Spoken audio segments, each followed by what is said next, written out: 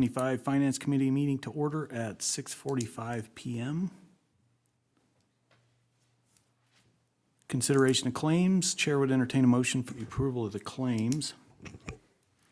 Your Honor, consideration of claims to be paid in the amount of $2,922,747.23. Manual checks in the amount of $53,085.63. Payroll and liabilities for 9/19/2025 in the amount of $538,955.82.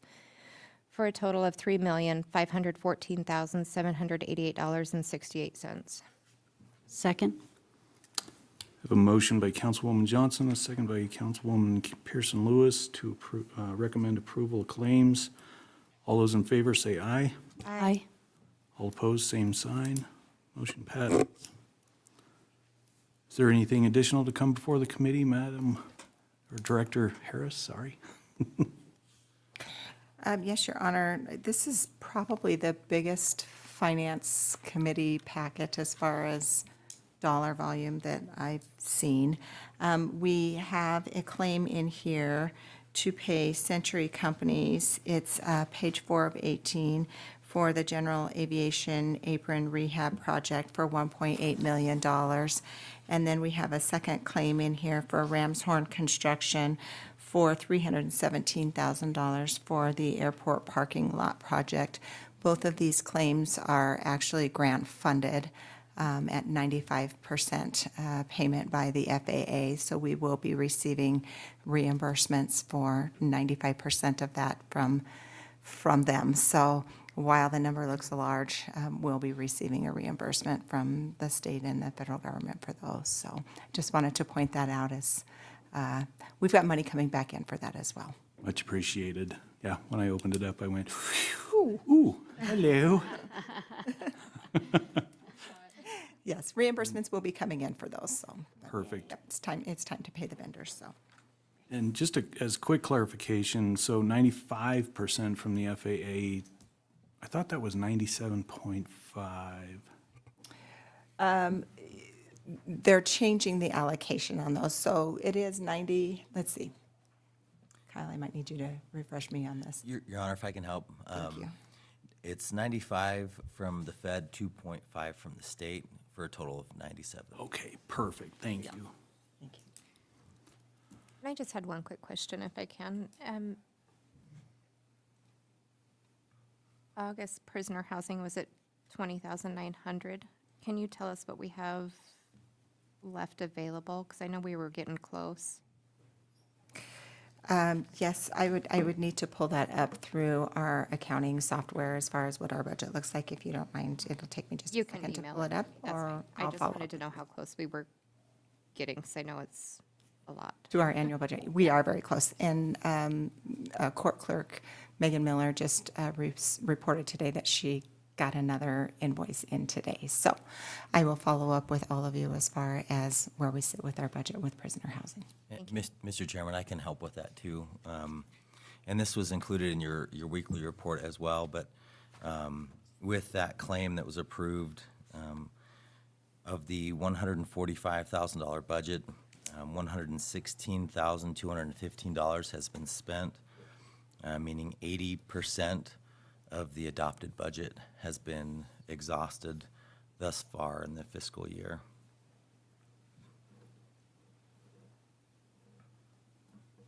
I'm sorry, you said 89%?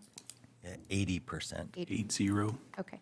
And we are 25% through the fiscal year. Just as a reminder for folks. Any other questions, comments, concerns? Without objection, we will adjourn the meeting at 6:50 PM.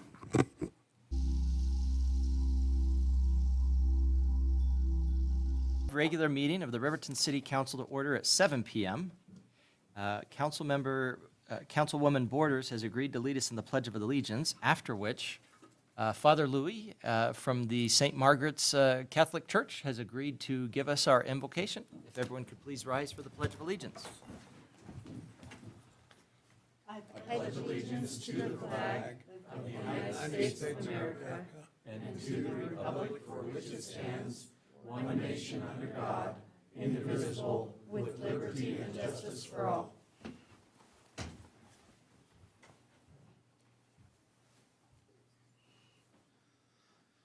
dear God, we thank you for this beautiful day. We thank you for all of those who have come before to lead our town. We thank you for our wonderful community and those that have led. And I thank you especially now for the leaders that we have now, the wonderful work they do. We ask for your grace to continue to be with them, for your spirit and your love to guide them as they do the important work for our town. And thank you, dear Lord. Amen.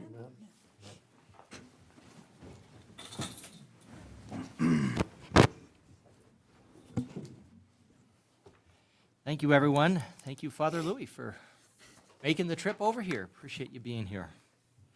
Administrative Services Director, Ms. Harris, if you could please conduct the roll call. Yes, Your Honor. Councilmember Eric Carr. Here. Councilmember Rebecca Pearson Lewis. Here. Councilmember Mike Bailey. Here. Councilmember Carla Borders.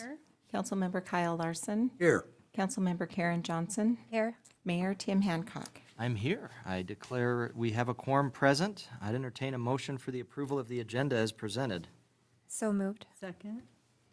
Councilwoman Johnson, motion. Second by Councilwoman Borders. Any discussion or amendments? All in favor say aye. Aye. Any opposed say nay.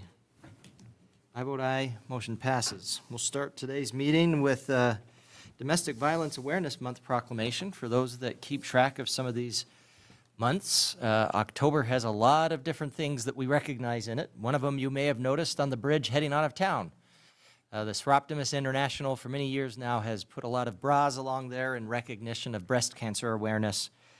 So that's one thing we have going on. We've also got Domestic Violence Awareness Month, and so I will read this proclamation. Whereas domestic violence is a widespread issue that affects millions of individuals across all communities, regardless of age, race, gender, socioeconomic status, religion, or background. And whereas the Centers for Disease Control and Prevention reports that 1 in 4 women and 1 in 7 men have experienced severe physical violence by an intimate partner in their lifetime. Whereas children who witness domestic violence are at a greater risk of experiencing long-term emotional, behavioral, and physical health issues. And whereas domestic violence not only causes immediate harm to survivors, but also has lasting impacts of families, communities, and our society as a whole. And whereas organizations and advocates across the nation work tirelessly to support survivors, hold offenders accountable, and prevent future abuse through education, intervention, and advocacy. And whereas Domestic Violence Awareness Month provides an opportunity to raise awareness, encourage community action, and strengthen the network of services and support available to those affected by abuse. Whereas ending domestic violence requires this collective voice and power of individuals, families, institutions, and systems working together to promote healthy relationships, equality, and respect. Now, therefore, I, Tim Hancock, Mayor of the City of Riverton, Wyoming, do hereby proclaim October 2025 as Domestic Violence Awareness Month in Riverton, and I urge all residents to recognize the signs of abuse, speak out against domestic violence, support survivors, and help foster a community where everyone can live free from fear and harm. In witness whereof, I have hereunto set my hand and caused the seal of the City of Riverton to be affixed this October 7th, 2025.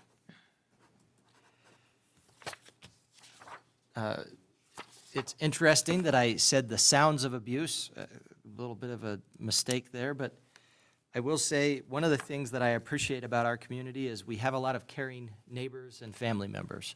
Many of the incidents of domestic abuse might not be reported by those who are victims of it. They may be scared, they may be worried about, frankly, where their next meal is coming from, and whether if reporting on their abuser is going to be able to make an impact in their life that's positive or negative. And we have many family members, neighbors, acquaintances, people that just hear what's going on, that report it to the police, and it has saved lives, I think. Maybe not necessarily in our community, but maybe so. But if it hasn't saved lives in our communities, I can certainly say that it does save lives. So be aware of your neighbors. I know that's something that we just said with our last proclamation in terms of suicide, but I think one of the most important things we can do is try to make Riverton feel like a smaller town in the sense that our neighbors are aware of us and care about us and try to help us out.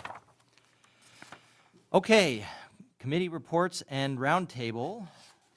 Let's go ahead and start with Councilman Larson. I don't think we often start in the middle. Did I catch you unawares? No, Your Honor. Being as, excuse me, being as it's the first Tuesday in this month, I have not attended any meetings except one with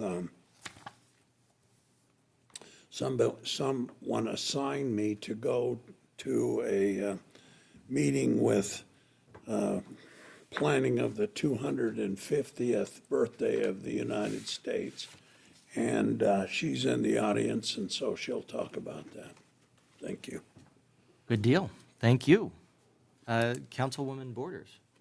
Your Honor, I have not attended any meetings yet this month. But as Kyle, I will be serving on the committee for that 250th anniversary of the United States next summer. And looking forward to putting together something really great that the community can attend and participate in. I will say, I got an email too, just today, I think, talking about how the state has some funds that may be available for that. I'll have to go and look at it and see if I can send it on your way. Awesome. I don't know That'd be great. I don't know what the thought was for it, you know, what it would have, what the conditions would be, but if it matches with what we're thinking about, it could be good. Councilman Bailey. Thank you. Again, I've been out of town since our last meeting. I have not had any official meetings going on. I did want to report that the Rotary Club ended their shoe drive, and we gathered about 3,500 pairs of shoes to get donated to people in need, and I think they're going to Africa or somewhere like that. And so the club generated about a couple $1,000 for doing that, which they're going to put to community projects. And so it was pretty cool. And thanks to Karen, she was the top shoe donor from her shop. And so thank you very much. And the community was very generous and gave us a lot of shoes. So it turned out really well. And again, like I said, I was traveling, and traveling's always nice, but it's always a lot nicer to be home. So I think it makes you appreciate your home environment a lot better when you go somewhere else and find out there are other problems in the world that we don't have. Oh, that's right. Councilwoman Pearson Lewis. Yes, thank you, Your Honor. I did attend one meeting. That was our Riverton Youth Council meeting. We've been, let me see, on the calendar, we have them scheduled for the first and third Wednesdays from 4 to 5 p.m. right now here. And it's going well so far, and we actually have some members there that are going to speak to us here in a minute, so they can report and tell you how it's going. But that was the meeting that I've been to, and I'm proud of these kids. Yeah. So we're on a roll so far, just kind of getting our feet under us, and I'm excited. So, all right. Thank you. Great. Thank you. Good crew. All right, Councilman Carr. Thank you, Your Honor. As with the rest of the group, I haven't attended any meetings, but there will be no planning commission meeting this week. Our next meeting should be on the 23rd. I believe we might be discussing a variance or potential thereof. So that was everything. Thanks. All right. Speaking of planning, I'm just thinking of force. When's the next force meeting? Monday? That's what I thought. Monday. Okay. I just got the email about that, so. That's I a was- week from now. I don't plan that. I was just testing you, Councilman Bailey, and I won't say how you did on the test there. Put it in my calendar and it reminds me. I know, that's how I am. That's why I always have my phone up, because that's where my Yeah. calendar is. All right, Councilwoman Johnson. The only meeting that I attended before our last regular scheduled meeting was the discussion on the rec center. Been working with a couple different citizens on a couple different issues, and last week I was notified that PAWS may be nearing their capacity again. I was trying to think outside the box on that, and I did send an email to everybody, but I didn't get a response, so I don't know if you guys received it or not, but I, much like everyone else, don't want to see the dogs euthanized. So I was trying to figure out a way that we could avoid that. And I don't know if Mr. Butterfield's had an opportunity or not. But I was thinking that perhaps if we could partner with the fairgrounds and they could accommodate us with one of their buildings, we could put some kennels down there for overflow until they were able to move into PAWS for short-term stays. I don't know how the rest of you feel about that, but it's an option to consider. I think if we looked into it, it could save us a lot of heartache in the end, because we really didn't come to a decision on what to do when they are full.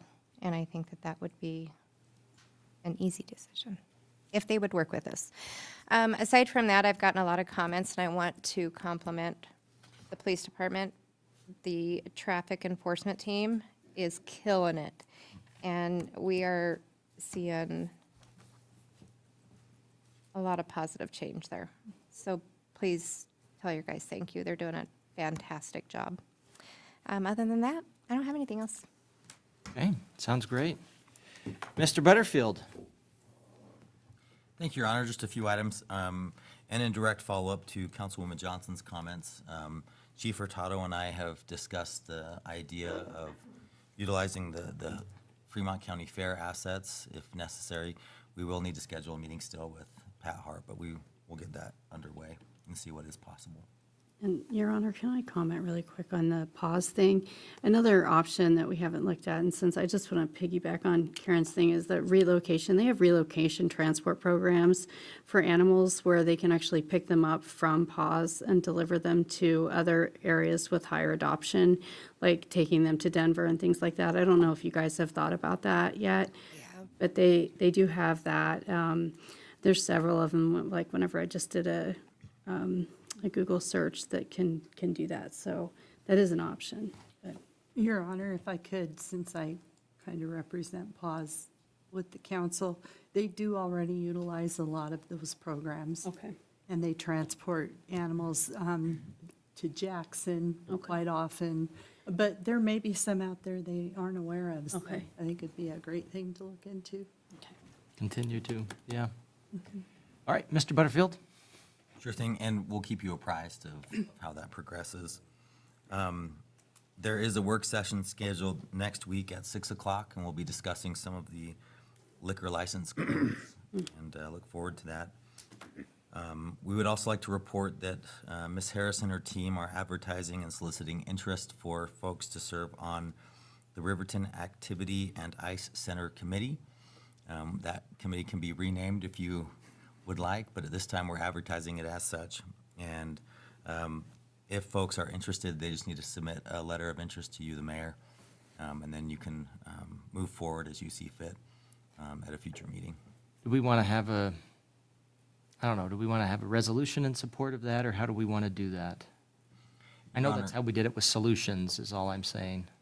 In the past, when you have established committees as a council, you've done so by resolution. And so I think it would make sense for you to establish that committee via resolution, and then with the interest that's being solicited at this time, you could appoint people almost at the same time as creating the committee. And I know that I had been thinking, at least, kind of seeing how many people actually express interest, and then kind of going from there and maybe fitting the resolution to the interest perhaps in some ways, so that would make sense. Okay, Thank you. perfect. I'd also like to highlight the police department. I'm aware that over 150 citations have been issued from our new traffic team, and those are specific to school zone areas. I think everyone would agree that we want to make sure that the school zones are safe and that folks that may be speeding, in fact, one was 50 miles an hour in that school zone, need to be held accountable just so we ensure that our roads are safe. So we appreciate those efforts by the police department. Would like to highlight and follow up on a project that's been underway from the Wind River Visitor Council for some time. You may remember that you as a council helped select the design for wayfinding signs. And over the next month, you'll start seeing those signs being installed across town. In fact, there are over 60 locations that will allow folks to know where some of the community assets are. And all the signs will have the same theme and hopefully represent our community well, and people will enjoy that. And we do appreciate the Wind River Visitor Council because the reason why that project is possible is because of some grant funds that they're making available to us. As we talk about projects, the Smith Road Drainage Improvement Project is now complete with the last section of concrete being placed. And as we look at the Spruce Utility Project, Spruce Street Utility Project, the water line is now complete and the contractor will progress to the sewer line. It is not anticipated that that sewer line will be completed before the winter season forces a suspension of work, but the contractor will work for as long as possible. We'll also still see some pavement done over the top of the water line patch in the near future. You may remember that we awarded the purchase of a new street sweeper, and that street sweeper will not be delivered until likely March of the next year. Despite that, the Public Works Department is working to rent a sweeper, and we'll hopefully be able to start picking up leaves in the near future and other debris that are in the gutters. The rental, and correct me if I'm wrong, Mr. Toman, is for 2 weeks. So we'll be able to have a third-party company help us out until we receive our new item that we have just recently purchased. My last two things are fun things. I've also had the opportunity to attend the youth council meetings and have been really encouraged by that. Councilwoman Pearson Lewis is doing a great job serving as liaison to that group, and it's very fun to be with the youth as they're getting engaged as part of this committee and council. And then finally, the city of Riverton does plan again to hold a trunk or treat activity on Halloween. Details will be forthcoming, but Ms. Harris and a committee of volunteers are organizing that, and we look forward to hosting the community as we always do every Halloween, and hope we have a lot of youngsters and oldsters coming in costume and enjoying the holiday. And I would, I guess, encourage council members to attend, not necessarily to trick or treat, but to help give out candy. I think it'd be great. In years past, the council of all of the city kind of departments has been the lowest donator of candy to this event. Not trying to shame anyone into doing things, but I'm just noting some statistical things that you might want to be aware of going forward. So, there we go. Thank you. Mia? First donation of the year. There you go. Now you can't say that the council hasn't ever donated anything. That's right. But I will say, just in general, so the council knows, the candy that actually gets given out, for the most part, has been paid for by our employees. They go out, they get the money, they get it, they bring it in, and then they help give it out. And I think it would be really helpful for us and a big boost to morale if we had some council members that showed up and also helped. And it's also fun to see people dressed up, because Mr. Michaud has some big shoes to fill. Mr. Miller, 2 years ago, dressed himself up as a gift, a wrapping paper suit. He's unique. We love Mike Miller. And then last year, Mike Miller dressed up as me for Halloween. Oh. So, not that I need that, but maybe you could dress up as Kyle. There's options for you. I want to go as Kyle. I will commit to purchasing a half a dozen bags of candy for the city. Thank you, Councilwoman Johnson. And just so you know, I was not trying to keep myself out of that as well. I have not done well at donating. But I will say the one thing I have done is I have come and helped give out the candy. That's about it. But it would be good. Thank you very much, Councilwoman Johnson. All right, anything else, Mr. Butterfield? Okay. And you can also sometimes see Mr. Butterfield dressed in a chicken suit. That is when he also has jumped into the water for the Special Olympics jackalope jump in a chicken suit. So there's some good costumes going on. Yeah. Just saying. Your Honor, I think maybe we can get some of the youth council there to help. That'd be great. That'd be fun. And I bet, and I'm sure I'll donate some, and I bet some of them parents might be able to. Youth Council could probably kind of look for some different ways to get some candy donated for that. Be a great way to kind of put together, I mean, Halloween, what gets better than Youth Council? Yeah, I think we can do it. Okay, great. Thank you, Mr. Butterfield. Okay, I have a lot of things to report, so buckle up. Where's my email? Okay, here it is. So first off, we have a WHAM board meeting tomorrow and the day after tomorrow, so I'm going to be Pinedale. Going to be in Pinedale. I'm the representative for the city representative for Region 4. As we go forward, I will try to keep you abreast of what's going on. If you ever get emails from WHAM that say like the word from WHAM, they're a little bit long, I'm not going to lie. There's a lot that goes to them, but they are very helpful in letting you know what's going on around the state and what some of the concerns are from other communities. There's just a big benefit, I think, that Riverton has to being a member of WHAM. The other thing I guess I would note is that we have, WHAM is going to lead WEDA going forward. That's, you may be familiar with the Wyoming Economic Development Association. That's going to be headed up by WHAM now. That's a big change. Our LLC member, and when I say LLC, it's not Limited Liability Corporation. It's the Legislative Leadership Committee. Did I get it right? Yay, okay. Our member is Kyle. So just so you know, in terms of Region 4, we are well represented in terms of having Kyle be our rep there for the LLC for WHAM. We also had a regional meeting with WHAM. That was a very good opportunity, well attended by the other regional representative, or by the other mayors in the region. Some of the things that they discussed was nuclear energy and just kind of how that works. I wasn't aware that you could talk about enrichment and that kind of thing, and you're not just talking about a one-step process, a one-location process. Throughout, you know, whether you're talking about extraction of uranium or exactly where you're going to be along that process, there's a lot of different things that can be going on. And one of the discussions has been trying to have Wyoming be a part of that rather than just extraction. Statistically, in the United States, Wyoming, even as it stands without having as much uranium extraction as we do right now, we're pretty high in the country for it. I mean, it doesn't feel like that because we tend to talk more about oil and gas and trona and those kinds of things, but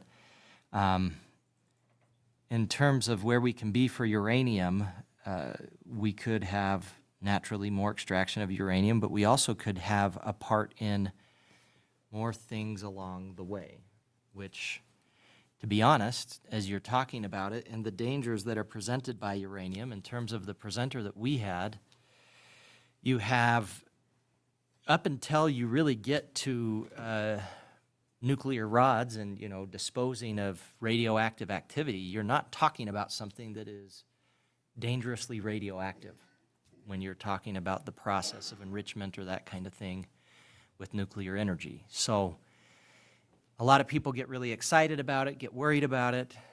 You can still be involved in the process as a state, as a community, without having a nuclear power plant or without having to take care of, you know, nuclear waste. So it's just something to be considering as we go forward. There's a lot of other locations that are talking about it a lot more. They were coming here because they're like, we're sure it's being talked about. And I was like, not in the corners I tend to be in. And I don't know if that's different for other people, but there's not a lot of excitement about nuclear energy here in Fremont County for the most part, but there is a lot of different places where we can be involved and we can talk about that going forward. Couple of things, I guess, from the weekly report. I wanted to highlight the SROs. They've been hard at work. I was able to actually meet briefly with the library director, the county director, as well as the Riverton director, and they highlighted just how much they appreciated our SROs regularly coming to the library. And so I wanted to thank SRO Connor and Jeff for the hard work that they do in terms of being there at the library and being a presence. Had the opportunity to attend the homecoming game. It was a great game. Not to brag, we won against, now I didn't know this until the game, but it's really the Buffalo Bison? Is that really what it is? How much more on the nose can you get? I was just surprised. They kept on saying the Bison, and then I was like, is that just a funny way to say Buffalo? I didn't realize it was the Buffalo Bison until the homecoming game, but. We got both sides of the argument covered. Yeah, yeah. Wanted to also highlight Mia, Ms. Harris, who helped another county out, or another community out with their F-66 financial report. That was in the weekly report, so really appreciate you being hard at work, Mia.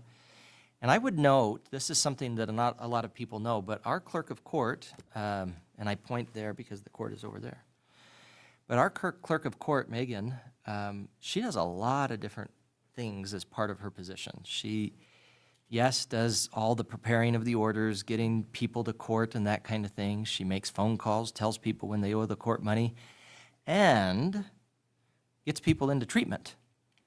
So just this last week, she arranged transportation for 2 people to get into treatment that we had been dealing with through the municipal court, and I just wanted to highlight her for that. We talked about this at our meeting in terms of community safety. Treatment is definitely a much better option, at least long-term, than just jailing someone, and appreciate her hard work. I wanted to highlight the patrol officers. Just this last week, we had, of course, the newly minted, I don't know what you'd call it, newly minted patrol unit. Is that what we could say, newly minted? Does that sound too weird? Newly released? Newly acquired. They've been hard at work. I will just share a quick anecdote. I often go on Major Avenue as I'm going from my home to the Justice Center. So when I say often, I mean just about every day. And I'm turning off of Park onto Major Avenue, and I get behind someone, and I'm waiting for them to speed up to 30 miles per hour, like you do.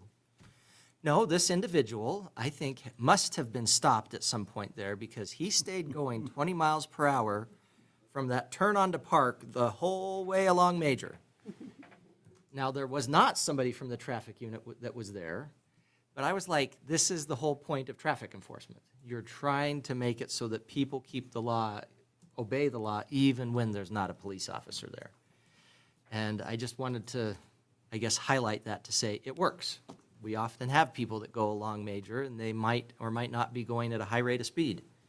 You're talking about going 50 in a school zone. We actually just had someone who was driving through Kinnear at the wonderful speed of 100 miles per hour. That's not Riverton, but speed limit there is like 35.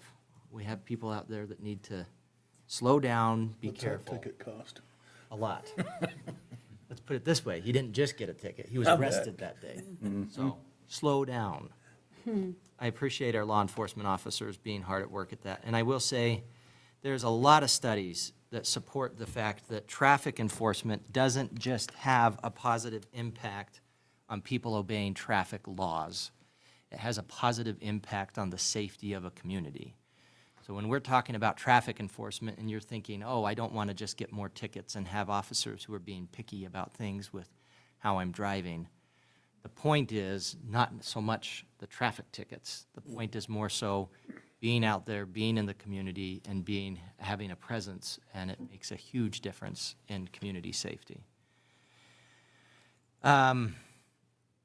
let's see, sorry, I'm working on it. I guess just another thing, we had 414 millions of gallons of water that were produced by the water treatment plant this year, about 40 million more than last year, 42 million more than last year, 18 more days of production. So people are using water. I don't know. I guess what I would say about that is just that the water treatment plant was hard at work this year. And it was hot this summer. And it was hot this summer. We had a lunch and learn, had a good discussion about Job Corps. They had Andrea Martinez-Watson, who came in and spoke about Job Corps. Good opportunity for people to ask her questions, and they're hard at work up there. I went to the naming party for the hospital. So during the naming party, they had it kind of like Wheel of Fortune, where you had blanks up there for what the letters were going to be, and the letters were filled in a little bit at a time for letters that people bought. By the way, they're always looking for more money, and they made you buy the letters to guess. Great job. I mean, great idea. So they had that, and at one point we had an I and a P and a K, and I was worried for a minute it was going to be Pikes Peak Health. And if anybody's ever been down in Colorado, I did not want to be like, oh, great, what a great way to say we're going to be getting a lot of Colorado money. No, that is not what it is. River Peak Health, that is the name of the new hospital. And so excited to have them here and excited to have a lot of work there. They have invited the council to come to a tour of the location and speaking about that both with Mr. Butterfield as well as Mr. McGuffey, probably what would make the most sense for that, because they don't want to do it in an evening. They were kind of talking about having the whole council there at once, but I think it would probably make sense to do that in 2 or 3 groups. And so I guess stay tuned for that. They're wanting to get us over there to kind of tour that and see what's going on. So FYI.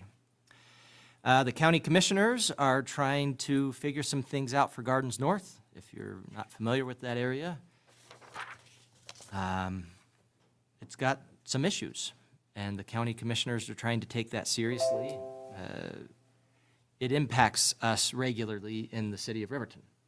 Whether Gardens North is actually within our municipal boundaries or not, it's just right there. I mean, it's just right barely outside.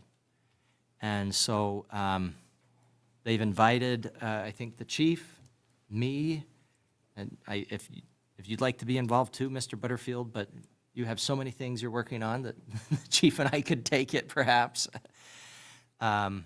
just to get together and visit about it and just some different ways that we can assist. We'll keep you posted on that as we go forward. I think that's about it, except for I didn't forget about our youth council who's here. We have some youth council reps, so if you could come up to the microphone, introduce yourself to the council, let us know what's going on, what you just had at your last meeting, and have a little bit of discussion about you guys.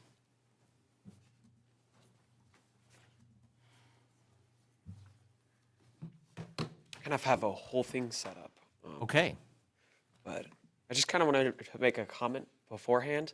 I liked being able to kind of look and see and kind of examine the way that you guys were doing things here, because I've never truly been able to look at processes and the way things actually happens. It's been good to be able to learn how to transition that to the youth council. Good. You guys are awesome. All right. Who are you? Pretty certain you guys mostly know me. I'm Royce Hancock. I was elected chair of the Riverton Youth Council. It's pretty new, but you guys helped make it.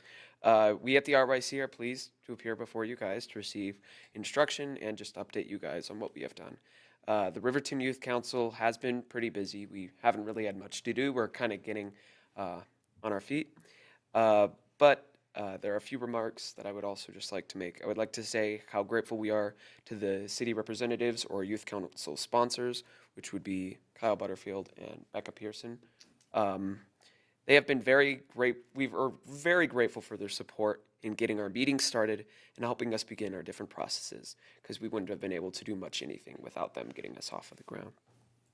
Along those same lines, we are eternally grateful to all of you for approving this program, and we hope to be able to continue to do great things under your instruction. But enough about you guys. what have we been doing? I've invited a few of our elected officials to join with me and help explain. So to start us off, I'll turn you guys over to my vice president, Tierney. Hi, I'm Tierney Fabian, and I am the vice president of the RYC. And I'm here to give you a little update about our first meeting that we had. During that first meeting, we got our officers elected. We also figured out what times we meet, and we meet every other Wednesday from 4 to 5. We also got our bylaws approved, which we had mostly the same. The only thing we changed were the absence requirements, and having unapproved absences versus approved absences. The other thing we talked about at our last meeting was the rec center, which Aurora will talk about a little more. But we would really love to help you guys with that, and we'd love for about 3 of us to serve on that committee and give a youth perspective on what we would like to have. So that's what I had. Now I'll turn it over to Aurora. Hi, I'm Aurora Valdez. I'm a junior. I'm the public relations officer for the Riverton Youth Council, and I'm super excited to get to work on that. So our second meeting was held on October 10th at 4 p.m. So our next meeting will be in another week, every other Wednesday. So during that meeting, we made plans to October 1st. What did I say?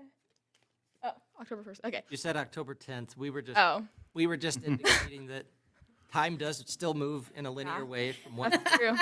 That is true. But it's okay. You're doing great, Aurora. Don't get nervous. Okay. First meeting was October 10th. Or October 1st. Anyways. Okay. So, second meeting summary.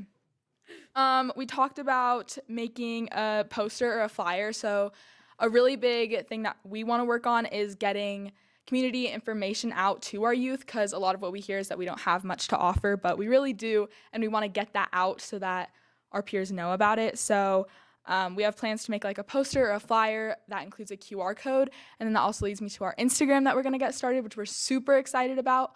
And then I, as public relations officer, will be helping a lot with that. And so yeah, like I just said, a big goal of that is to get opportunities out to the youth. A few upcoming things, like Tierney just mentioned, was the rec center. We would love to be a big part on that. We talked about Rails to Trails, which we're super excited about, and I believe Danny Erb is our head of that. And then we're also going to be hopefully helping with the community Thanksgiving dinner, which we're super, super excited for. Right now, we just have a lot of different ideas flowing, and we're super excited to get up on our feet and moving. And I just want to say thank you for giving us this opportunity with the community. Thank you, Ms. Valdez. And hope you don't mind that we did have to just tease you a little bit. That's okay. That's fair. I deserved it. If you want, I'll tease Royce right now, too. And we have opportunities once I get home as well, so. No, just kidding. So right now, we're not really entirely certain how you guys want to do this. It's kind of up to you. But a big portion of this, and something that you guys kind of brought up before, was the fact that you would give us different assignments or things that we could be a part of and kind of work with in our different meetings. I didn't know if there was anything now, how we were going to address that. Just kind of up to you guys. Well, and I appreciate that, and I appreciate you all being here tonight. We could give you some direction right now, if we want, or we could come back at a later meeting, give the council some opportunities to kind of contemplate it. This isn't the first time we've talked about the youth council, so I imagine we do have some good ideas. Speaking of which, we should take a picture of you right now, just so we can. I don't usually get pictures from up here, so there you go. A couple of things that I've been talking about since we started talking about the youth council. One of them was the idea of having a packet that would be given to new homeowners or people that move into the community. Having that packet contain things like who their representatives are, a map of what your voting area is, so that people can actually say, I know what my precinct is. making them aware of who the representatives are, letting them know about some of the emergency procedures, that kind of thing. And also just a little bit of an introduction to some of the city staff and city functions. This came from, and I know this sounds a little bit silly, but when I lived in Japan and I was a foreign person, I had to think of the English word. Yes. Gaikokujin. Anyway, as a foreign person living there in Japan, that was something that they actually would give us. You had to go check in with the, when I start thinking about it, I lose the American words. Not parliament. Oh, geez. Anyway, you had to go check in with the government and say, hey, I'm living here, this is my address. And then they would give you this little packet that would have all these things in Japanese and English about everything you needed to know about living in that community. Prefecture. It's a ken. So I think something like that we could provide to our citizens when they move in as part of their, when they're getting utilities put on and everything, could be helpful. I've been speaking with Carol Harper about that kind of entailing something about our emergency management as well, so people are aware of things as simple as when would it be appropriate to call 911? When might it not be appropriate to call 911?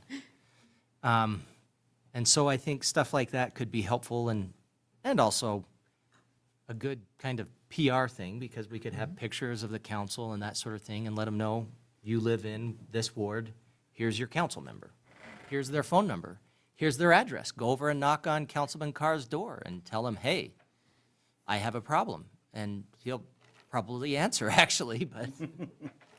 So that was one thing that I've kind of had in mind, and I don't know how the council feels about that. I do love the idea of the youth council coming up with ideas for the Rails to Trails and some ways to kind of beautify that and improvements we want to do there. That's very fitting time-wise, I think, in terms of the Riverwalk area. Another thing that I've been thinking about is a way to recognize our citizens. I'm always hesitant to try to put staff on the job of recognizing someone for something that they do in the community, but having the youth council kind of come up with a program in terms of recognition of citizens, maybe even like a teacher of the year or something like that, or a citizen of the year or a citizen of the month or whatever it is. Just, I just recently got a letter with someone trying to draw recognition to 3 police officers that we'll recognize down the road, and a community member that hopefully we'll find a way to recognize. And I think the youth council being a part of that would be just a good use of your time. Well, I remember one of previous meeting that I attended, you guys did recognize someone who had shown, I don't know, some sort of heroic deed, and that was good. And I like the idea of just being able to add on to that and having people who are helpful to the community and have done things. Well, there's a lot of unsung heroes in our community. I mean, if you ever go out there and look at that little pantry, for example, in City Hall, there's one person who tends to be more than likely than anyone else to put some food there. And stick around on an evening sometime, you might be able to meet her, might be able to find out who she is. Might not be a bad idea to recognize her even. So things like that, I think, can be very valuable and can help the community understand just how many people make things work. Any other thoughts? Those have been the ones that have been primary on my mind. Your Honor, the only thing that that comes to mind, it would be kind of nice if you guys worked on like a monthly, you know how in our weekly emails, we see what's going on in the community. Getting that information out to the hotels, the restaurants, to push the information out so that visitors coming to our area are aware of what we have going on and the events that are happening and where it's taken place and that kind of stuff. It'd be kind of nice just to have a little something up at our local establishments for that.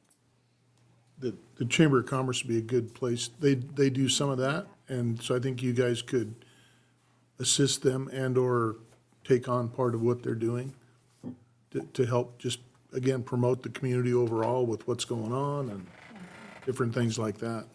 Your Honor. Yes, ma'am. Yeah, the idea is really, the general idea is for that Instagram to be that one stop. And what we can do is pull that, like, print that and send that to the hotel, email that to the hotels. But for it to be, like, really, the idea came from the kids. All of your applications were like, there's nothing to do here. And I was like, but there is. Do you know what I mean? There is. And so, like, really, the first thing that I want you guys to do is to show kids and the community that there is. And so, yeah, what we can do is to pull everybody in this one stop and have the youth doing it is like even the best idea, because then you're showing other youth and everybody. And we will find a way to make sure it gets to the hotels, to the chamber, to All the different everybody. places, yeah. Through, and let's think about that, Aurora, how you're gonna do that, okay? And I think that's what we were, like, with the flyers and everything. Sorry. With the flyers and everything, that was a really big idea about, like, the QR code and all of that. We really want that QR code to come to our Instagram or something like that, so that people easily, just like with your phone on your camera, you can find that flyer in the hotel or in the restaurant, and you can go to our Instagram and you can see all the different posts that we've made about how amazing our community is. Happening in Riverton, yeah. I will say one of the things to be aware of when it comes to an Instagram or social media is that there's certain requirements for preservation of things that are city communication, that sort of thing. There's also requirements in terms of not shutting down voices that might not be what you agree with. That's something I'm always aware of. For example, on my Mayor Tim Hancock Facebook page, somebody comments on that and they might say that I think you're ugly, and I'm kind of like, okay. Your Honor, we've taken that into consideration. We have this figured out. Sorry to, we've had some good meetings and discussion about this. It will not be necessarily an official, will be a city email, but not an official city. Publication. Okay, good. Information from the Riverton Youth Council to the community. That sounds So great. We've got it on Good. lock. Any other thoughts or things we want to kind of give them some direction? I'm not trying to overwhelm you. I hope we're not overwhelming you. It might be too late this year, but maybe next year plan something along the river walk for Halloween, Fun.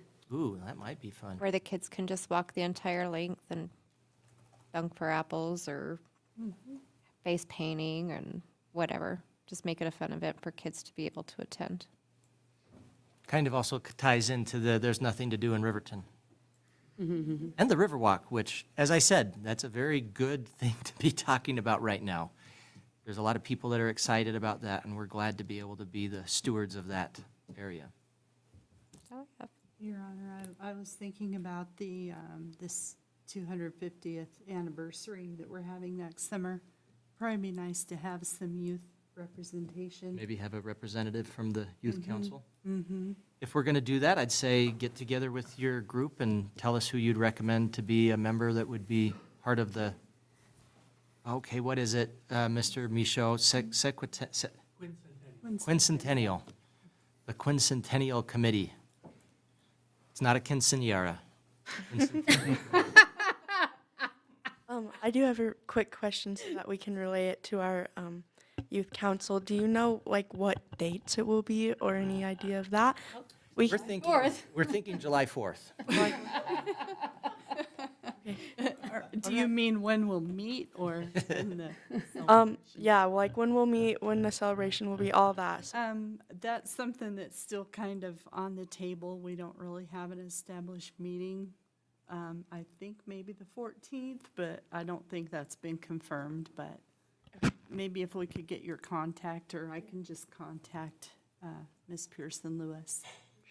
Well, and it's it's not like you guys have to, pool all together your brain power and like spill this all out. Like it can maybe if you guys have something you guys want to discuss outside of this, and then it could be communicated to one of the representatives or something. But so long as you're This is able just to a get start. We haven't even got going yet, so. There's a long list. Yeah, I've got a lot on my mind, but Well, that's awesome. I can help with. Be glad to help.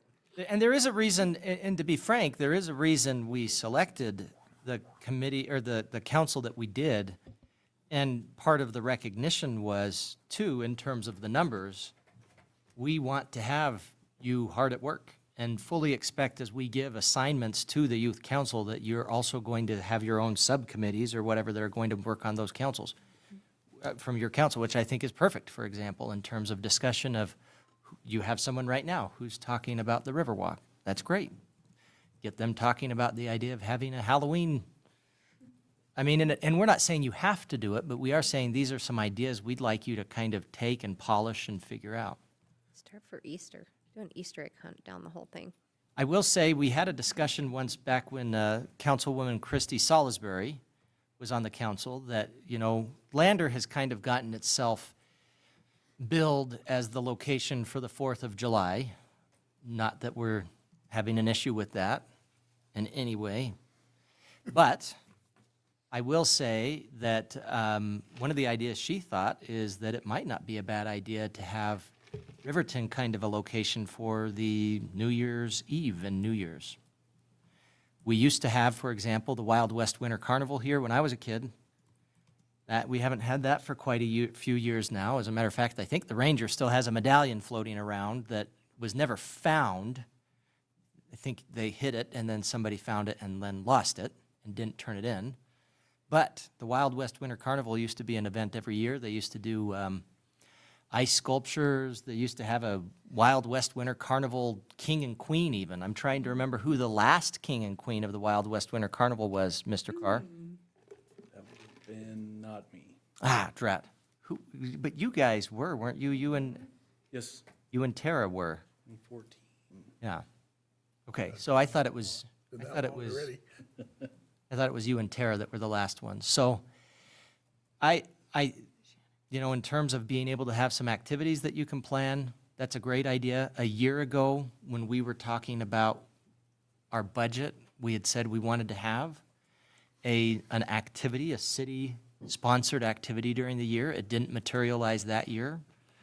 Could materialize in our next budget. So I think some of these ideas are great. I love that idea, especially with the Winter Carnival. My parents were on it. They were one of the kings and queens. And I know that quite a few of them who have done it are very interested in bringing it back. So I would love to, yeah, that would be amazing. So That's a good connection, and you have a good connection with somebody who would know what it was. Well, good. I'm glad you're here. Keep up the good work. Great group of youth. Good things that you've got going on. And as well known, there's no connection at all between Royce Hancock and I, despite the same last name. No, I'm joking. He's my son. I'm proud of him. Thanks for being in here. thank you. Thank you. All right. Thank you. Thank you guys. We appreciate it. All right. Well, that was a little bit longer for my report, and then even longer by adding the youth council. Maybe next time we'll actually have you as an agenda item or something so that we can work with you that way. I did want to say one last thing before we move on, which is we have been trying to, and Tim Nichols, our FCAG director, is getting us an invitation to the next, the November Intertribal Council meeting. So hopefully I'll be able to report on that next month, trying to figure out ways we can collaborate with the tribes and hopefully get their membership in FCAG as well. So that's it. I swear that's probably going to be the longest report I'm ever going to have. You think? I think. I don't know. We'll see. All right, communication from the floor, citizens' comments. Anyone wishing in the audience wishing to address the council regarding an item that's scheduled for a public hearing will be given an opportunity during that public hearing to speak. If you want to speak about something that's not scheduled for a public hearing, I would encourage you when we get to that item on the agenda that you would get my attention. We'll try to give you an opportunity to speak during that time. If you'd like to speak about something that's not currently on the agenda, this would be the time to speak about it. I'd ask you to keep your comments to 5 minutes for individuals, 10 minutes for groups, and that whether you speak now or then, I guess I would encourage you to keep your, if you're speaking during an item that is set on the agenda, I'd ask you to keep your comments to the topic that we are discussing at that time, not to go off topic. I'd ask you to refrain from making comments of a personal nature, criticism, ridicule, name-calling, that sort of thing. Avoid indecent, obscene language, fighting words, other language that might be disruptive, and would ask you to address all comments and questions to me as the chair. That's just parliamentary procedure. But that's it. But in either event, if you come up and speak, please tell us your name and what organization you're with. And if you're a part of a group, introduce each of the members of your group. Ms. Wagon. Nicole Wagon, MMIR 307. My board members aren't able to be with me this evening. Cassandra Burson, Eastern Shoshone Tribe, and Shay Jemerson, Eastern Shoshone Tribe. She is the appointed liaison for the representation of MMIP matters with that tribe. So all of my board members do have people missing or murdered. Shay lost her father over 30-plus years ago. As you may know, Miss Cassandra Burson's father, Warren Jurgensen, was murdered. He received justice this year. Myself, you guys know, with my daughter, Jocelyn Watt, received justice for her, and then my daughter, Jade Wagon. And I was hoping to make the domestic violence. I'd like to thank personally Luann for my daughter, Jade Wagon. She was a victim of domestic violence.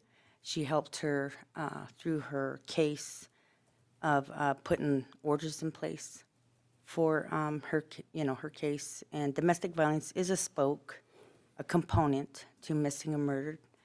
And I personally came to invite you guys to pass out. We're having a walk this Saturday. Please come on out. We need to build bridges in our community. Stop the violence. Say no more. Thank you. Sir, yes. And there you go, Ms. Johnson. There you go. And I hope to put our flags that you guys invested into my organization. There you go, Mr. Hurtado. Appreciate it. There you go. Thank you. I hope to put the flags to use for this event. And Mr. Ivan Posey, HD 33, is behind us. We had a luncheon to ask the victims and the families to come meet with us, to be involved, because we need to hear from them, because the movement is nothing about them without them, right? That's why it exists. So to get their feedback, and I give full-hearted thanks to Miss Cassandra Burson, that this was one of her ideas. So we're going to have a walk and run. We have sponsorships. Mr. Richard Brannon, you guys know him, sponsored our T-shirts. And then White Buffalo, the Manpower, Foundations of Nations is providing the meal. And then after the run and walk for their awareness, we're going to feed, and then we're going to have a vigil for everybody, not just for one. So that gives an opportunity for families for healing, show their banners, show their pictures, that they all count and matter. And then I was very touched by Fremont County Alliance with their display. I don't know if you guys seen it in Riverton, but it really touched my heart. So Kelly Serene Taylor, age 23, murdered by her estranged boyfriend in Thermopolis. And Robin Muniz, 40, murdered by her estranged husband. Jennifer Randall, age 40, murdered by her ex-boyfriend in Casper. Marie Frances Volick, age 28, murdered by her boyfriend in Diamondville. Mary McKinney, 35, murdered by her former husband in Cheyenne. Brandy Jo Imhoff, age 5, murdered by her mother's boyfriend in Cheyenne. Dorothy Morris Jester, murdered by her former boyfriend in Rollins. Cheryl Varner, murdered by her date in Newcastle. Kelly Mae Covey, aged 5, murdered by her boyfriend in encampment. Cheryl Ward, 41, murdered by her boyfriend in Green River. Valerie McCarthy, age 25, murdered by her boyfriend in Casper. Linnea Borson, age 43, murdered by her husband. Male friend also was murdered. Janessa Spencer, age 26, murdered by her ex-boyfriend in Cheyenne. Teresa Zimmerman, age 51, murdered by her husband in Burns. And then we have Pamela Tiffin, age 32, murdered by her date in Casper. Lynn Neville Bush, age 26, murdered by her husband in Casper. Anna Davis, murdered by her boyfriend in Casper. Jerry Wool, age 47, murdered by her husband in Mills. Ann Davis, age 21, murdered by her boyfriend in Casper. Victoria Elizabeth Juarez, age 21, murdered by an acquaintance in Cheyenne. Daphne Sulk, age 15, murdered by an older man who had engaged in an illicit relationship with a minor, Albany. We have Miss Beverly Ann Burke, 55, murdered by her husband, Albany County. Barry Byron, age 18, murdered by an acquaintance in Powell. Julie Richards, age 45, murdered by her husband in Cody. Natalie Lynn Miller, murdered by her husband in Casper.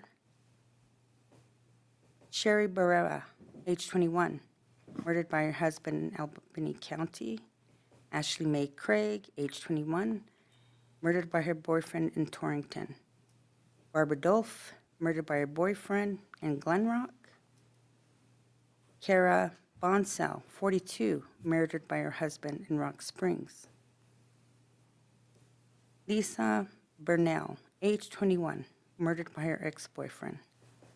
Kelly Jean Davison, age 33, murdered by her husband in Kimmer. And that just hurts my heart. Again, nobody has the right to take anybody's life. And it is Domestic Violence Month. And yes, that touched my home. My daughter's case, Jade, is still open. And I hope we'll have justice for Jade.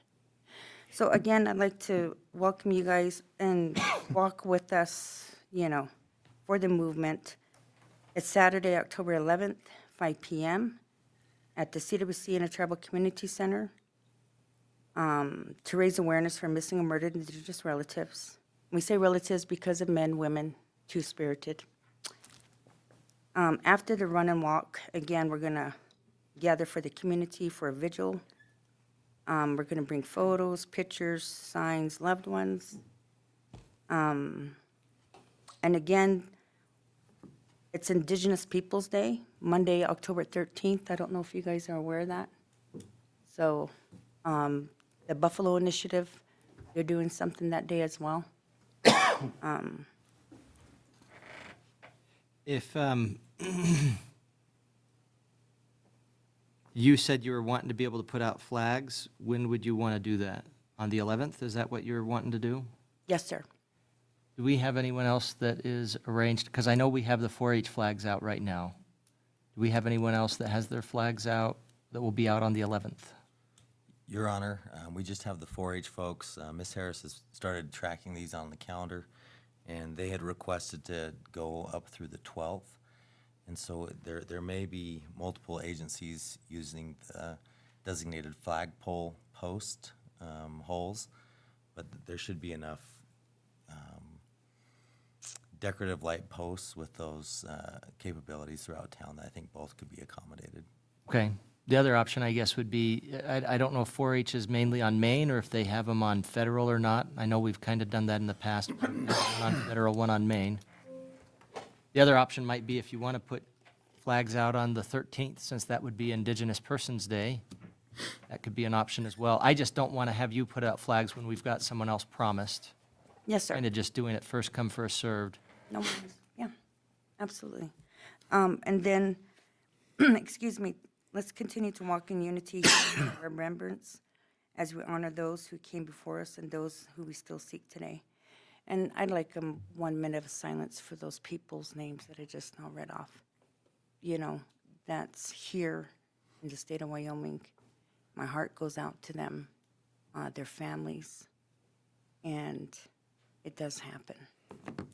So, and again, I applaud all my efforts to law enforcement for what they see or what they endure, you know, when they get the calls out for duty.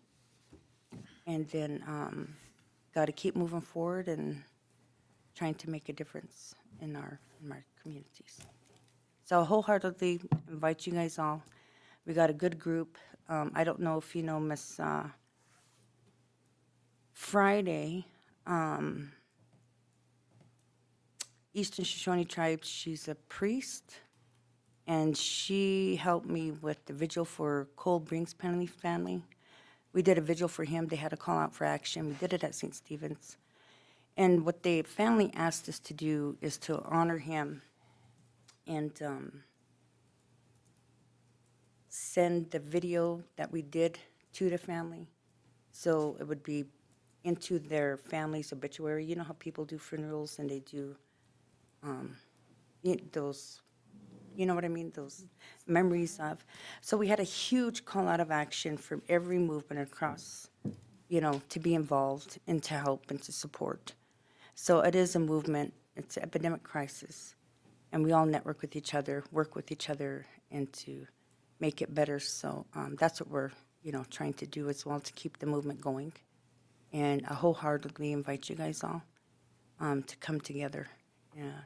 And I applaud you to Mr. Hancock and Mr. Hurtado of always participating some way, somehow into our walks, and your support. So it's going to be a good day, you know, for Saturday. And we got good things coming. So Okay. I think, well, If you want to have the flags out, there has to be approval by the city council. So I guess just let us know which one you want, and if we could get consensus on it. can I request that for the 13th? We don't have anybody else using it for the 13th. Does anyone on the council have an issue with having? Okay. You're good to go. Thank you, Mr. Hancock. You bet. Something new every day, because I didn't know the protocol. Yeah. Because we're so busy and working together and It's- helping one another. When we've had 4-H come in, they just come in during the public comment and they say, hey, we'd like to have flags out for this date and this date. And Mia's been doing better at keeping track of it, because we did have an issue where we had them double promised at one point, and that's why I turned to Mia right away. All right, Miss Mia. Thank you. Guys, thank you for your time. Your Honor, I have a question for, Yes. is there, Nicole? Miss Wagon? Miss Wagon, I have a question for you. Is there donation or is there pay for this, for the walk? We accept donations up there because we're not a 501c yet. Okay. And we're hoping to move towards that. But, gosh, it's been really moving with the community to come together. This past weekend, I could share with you, I worked with the Stop the Violence group that came up from Colorado.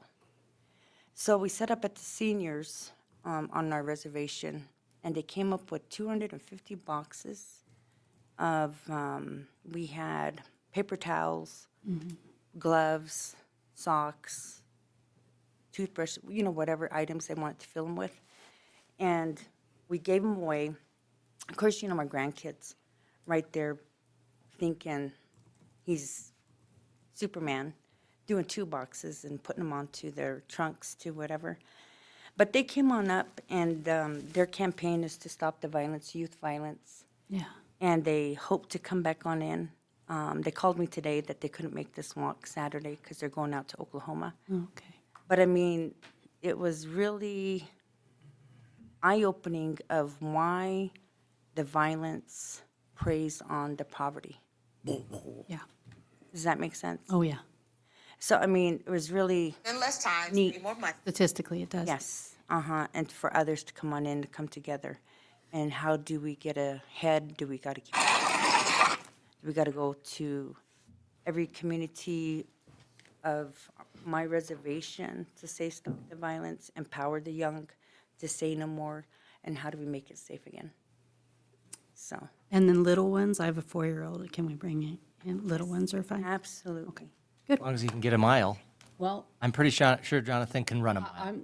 I think, He can run a mile much Whether you faster can than I keep do. up with them think- is the I question. know, I'm sorry, I think that kid can, so we're gonna try it. All right, we'll be there. All right. Thank you. And Raphael says hi. He was upset that he couldn't come tonight. Well, He wanted to,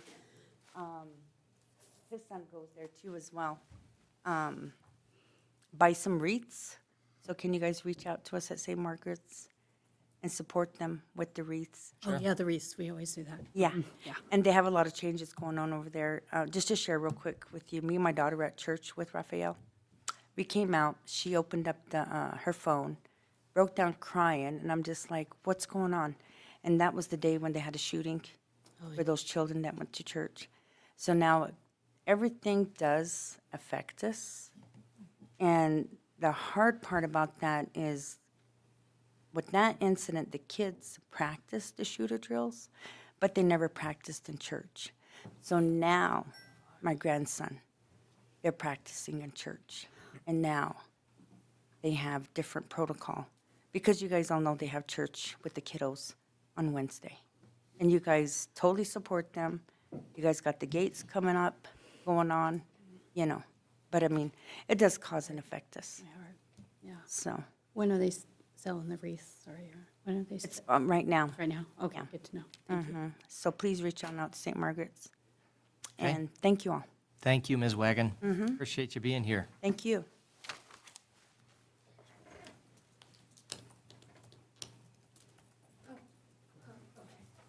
Three people. You can all wrestle each other if you want. It's all good. Okay, so I am here on behalf of Frontier Ambulance and as the Relationship Management DCS Community Partnership Lead, that's a very big title, for the Wyoming Red Cross here in Fremont County. And as you guys know, I wear a lot of hats, but tonight I'm wearing my American Red Cross hat. So anyway, I wanted to pass out, thank you very much, Max, for doing this for me last minute today. Well, you already have a copy of that. Thank you. I have a collection of flyers. We're sticking together, I'm sorry. You're good.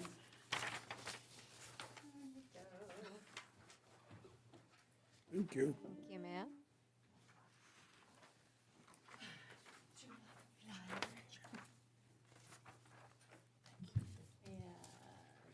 You need this. You need this. Okay. So I'm here tonight to let the public know that we are in partnership with the City of Riverton. We'll be hosting the Red Cross, who will be here and giving a presentation and Q&A on Wednesday, October 5th at 7 o'clock here in the council chambers. One of the presenters is Andrea Gold, who is the Wyoming Regional DAT Program Manager, and she's traveling all over the state this month to different counties and having meetings, doing supply runs, and she wanted to do a presentation specifically here in Riverton. One of my biggest projects right now, as the mayor knows, is focusing on our city's emergency management and community safety plans. Besides meeting with Mayor Hancock this year, I've had a few meetings with FEMA, and I've attended a few MCI scenarios and trainings and tabletops. Back in June, I attended the State Volunteer Appreciation Recognition and ARC's strategic planning meeting for 2026, so they're chomping at the bit already for next year. In July, I attended the Wyoming Red Cross DAT Summit in Cheyenne, and they are thrilled that we want to initiate the development of a Red Cross presence here, because Fremont County has not had one. When there's a need for the Red Cross here, DAT managers have had to travel from Casper, Cheyenne, or even Colorado to help. So having a local Red Cross presence here in Fremont County and response is going to be a great help. So as the professional cat herder that I am, rather than reinvent the wheel and try to create a whole other emergency management structure for the community, it just made sense for me to turn to a global organization that is already very, very well organized, as you know, when it comes to disaster management. A few years ago, and some of you know this, a few years ago, I had a lengthy conversation with our county coroner about how ill-prepared Fremont County is if we were to have a mass casualty or a mass mortality event. So I strongly encourage the public and council members and any volunteer organizations or service organizations to come to this presentation. Whether or not you sign up to be a Red Cross volunteer, just come and listen and be educated on what they do and what they're about. You already know about the fantastic work they do all around the world. Tornadoes, hurricanes, earthquakes, mass casualty events, and specific to Wyoming, wildfires and home fires. Riverton is in the top 3 counties of home fires that the Red Cross has had to respond to. And they work in partnership with all of our first responding agencies. So as I said, my goal is to network our community and finally get started on our emergency preparedness plan. There's just a ton of opportunities to serve. So just come out and find out, you know, more about the Red Cross, and I really appreciate your support, and I would love to see you there, right here, there. Thank you. Thank you, Carol. And it's pretty easy to sign up to be a Red Cross volunteer, at least at the start. All you do is sign up. Yeah, you sign up, they're on the website, Red Cross of Wyoming, or just go to the Red Cross and they'll direct you to Wyoming. And one of the things about the Red Cross is that there's tons of opportunities. It could seem overwhelming. You know, you can do this, and everything. They're not asking you, and this is what I learned at the DAT Summit, it's like, they're not asking you to do a whole bunch of things. You know, find the thing that would work for you, whether if you want to be like a shelter, set up a shelter, or, you know, intake, or just stand there and empty the garbage cans or whatever. You know, just learning how, getting trained in the one thing that you do. And you're not doing it all the time. It's only in the time of an emergency or a mass casualty event. So, yeah, it's really good to find out how you can do that, the process, and then just plug right in. A lot of the training you can do online. Yes, Pretty easy to do it. yes. And there is a need here. Big need. And if you're interested in it, and here's the thing, a lot of what the Red Cross does around here is home fires. Right. So if you've sat there and you've been like, wow, we had a home fire, I want to be there for people, I want to assist, Red Cross and volunteering with Red Cross might be for you, and they do have to do a background check, you do have to Right. give them permission to do that, but other than that, it's basically just signing up, and then Right. they'll kind of get you organized, and you can let them know if you're willing to deploy or not, or that kind of thing. So Right. And also the other thing is that as I've been working with FEMA, you know, Andrea and Mylan and everything, it's like there is a need, if you don't want to be a Red Cross volunteer, but you're interested in helping network the community, please talk to me, because we always can use event-based volunteers too. Event-based volunteers is like, I mean, a community comes together after a disaster, you know, food, clothing, shelter, you know, well, the Red Cross does the shelter, but, you know, our community does come together really well. So just talk to me if you're interested in that. We do have a resource coordinator now for all of that. So, and then Frontier Ambulance is totally on board to do whatever we need to partner with, you know, agencies, Good. organizations. So, anyway, thank you. thank you, Ms. Harper. Mr. Cassidy? Mr. Mayor, Council, most of you know me, I'm Jim Cassidy. I'm here as president of the Riverton Fire District. You're right, October is a very busy month. It is National Fire Prevention Week. I knew I missed it, I'm sorry. So tomorrow, October 8th, in conjunction with the Riverton Volunteer Fire Department, the fire district is offering an open house for, from 6 to 8 p.m. It'll be at our main fire station at 404 South Broadway, fire station number 4. I'd like to also thank all of our volunteers. They, throughout this week, will be in front of over 1,200 of our children for fire safety. This year's fire safety theme through NFPA is charging into fire safety. There's been an uptick in lithium-ion battery fires across the nation. So this year's theme is safety on charging lithium-ion batteries and dealing with them safely, disposing of them properly. But we'd like to There's invite. a fly up here, just so you know, Jim. I tried to kill it. I apologize. Did you get him? I did not. But we, with the volunteer fire department and the fire district commissioners, would like to invite the council and the community to our open house. What time are you starting? It starts at 6 and goes till 8. All right, so 6 till 8 tomorrow at the fire hall off of Jefferson, right? Yep. Okay, thank you. I'm not going to be able to make it because I'm out of town, but I will let my family know they might be able to be there. Perfect. And there'll be fire safety demonstrations and refreshments and other things there also. Thank you, Mr. Mayor. Thank you, sir.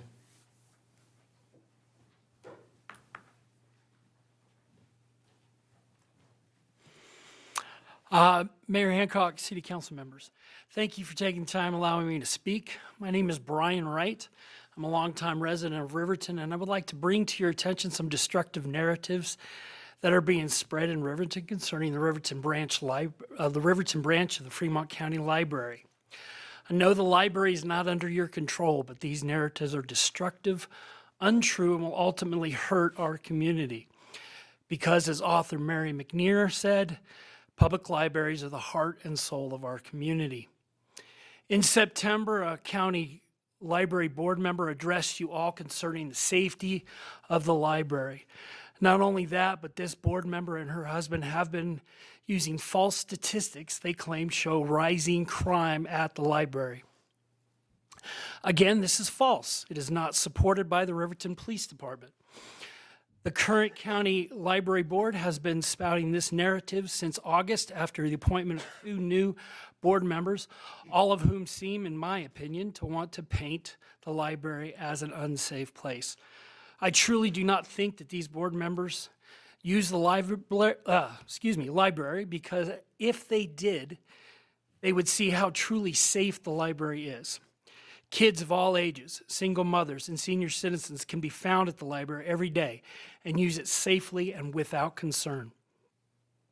I live only 2 blocks from the library, use it weekly, and walk by it safely without any concern, both night and day. I have never felt threatened nor unsafe, even when people are using the grounds after hours. Not only that, but I consistently see RPD and the Fremont County deputies patrol the area. Unfortunately, I feel that this unsafe narrative might be directed at certain patrons that these board members feel are scary, which is really not a legitimate reason to deem the library as an unsafe place. Not only do these board members want to paint the library as an unsafe place, but it has been rumored that they are doing this to potentially make it easier to close the library if our county commissioners have to cut further funds. That would be devastating to our community. As author Neil Gaiman has said, a library is a place that is a repository of information and gives every citizen equal access to it. That includes health information and mental health information. It is a community space. It is a place of safety, a haven from the world. If our library were to be closed, our community would suffer. Because of this, I would urge you, Mayor, and City Council members to fight this narrative and stand up for our library. Urge our citizens to use and promote the library. In April, please consider celebrating the National Library Week and support the American Library Association, which does nothing but support libraries. We need to protect this valuable resource and support it rather than vilify it like these board members are doing. Lastly, I would like to remind you the words of Henry Ward Beecher, an American clergyman. A library is not a luxury, but one of the necessities of life. Thank you very much for your time. Thank you, Mr. Wright. I appreciate it. National Library Week next year will be April. Yes, sir. So if anybody that would like to provide a proclamation for National Library Week, please feel free to bring one by. All right. That sounds great. Another quote from Neil Gaiman about libraries that I just wanted to share because you brought it up. By the way, he's an awesome author. Google can bring you back 100,000 answers. A librarian will bring you back the right one. So it's a good quote from Neil Gaiman, and of course, amongst other quotes that have nothing to do with libraries, but he's got a way with words. All right, thank you very much. Thank you for your Appreciate it. support of our library.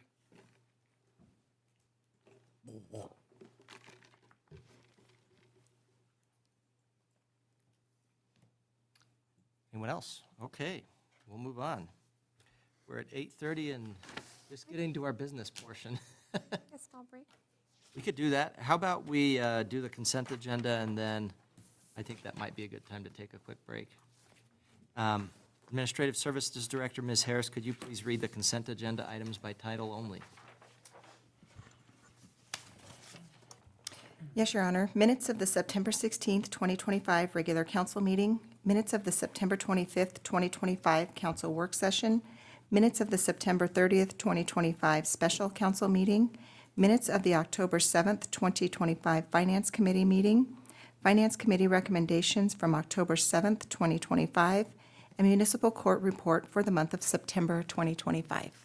And then Councilman Carr, would you please give the Finance Committee's recommendation regarding bills? Thank you, Your Honor. The Finance Committee met at 6:45 tonight and recommend payment of claims to be paid in the amount of $2,922,747.23. Manual checks in the amount of $53,085 and 63 cents. Payroll and liabilities for September 19th, 2025 in the amount of $538,955.82 for a total of $3,514,788.68. I'd entertain a motion to approve the consent agenda. So moved. Second. Councilman Bailey with the motion, Councilwoman Borders with the second. Any discussion? All in favor, say aye. Aye. I vote aye. Any opposed, say nay. Motion passes. All right. Well, a little bit atypical. We usually get to some agenda items before we take a break. Not that any of these things aren't agenda items, but I had a lot to discuss. Let's go ahead and take a recess right now. Let's come back at 8:40. 10 minutes gives us plenty of time. Recess.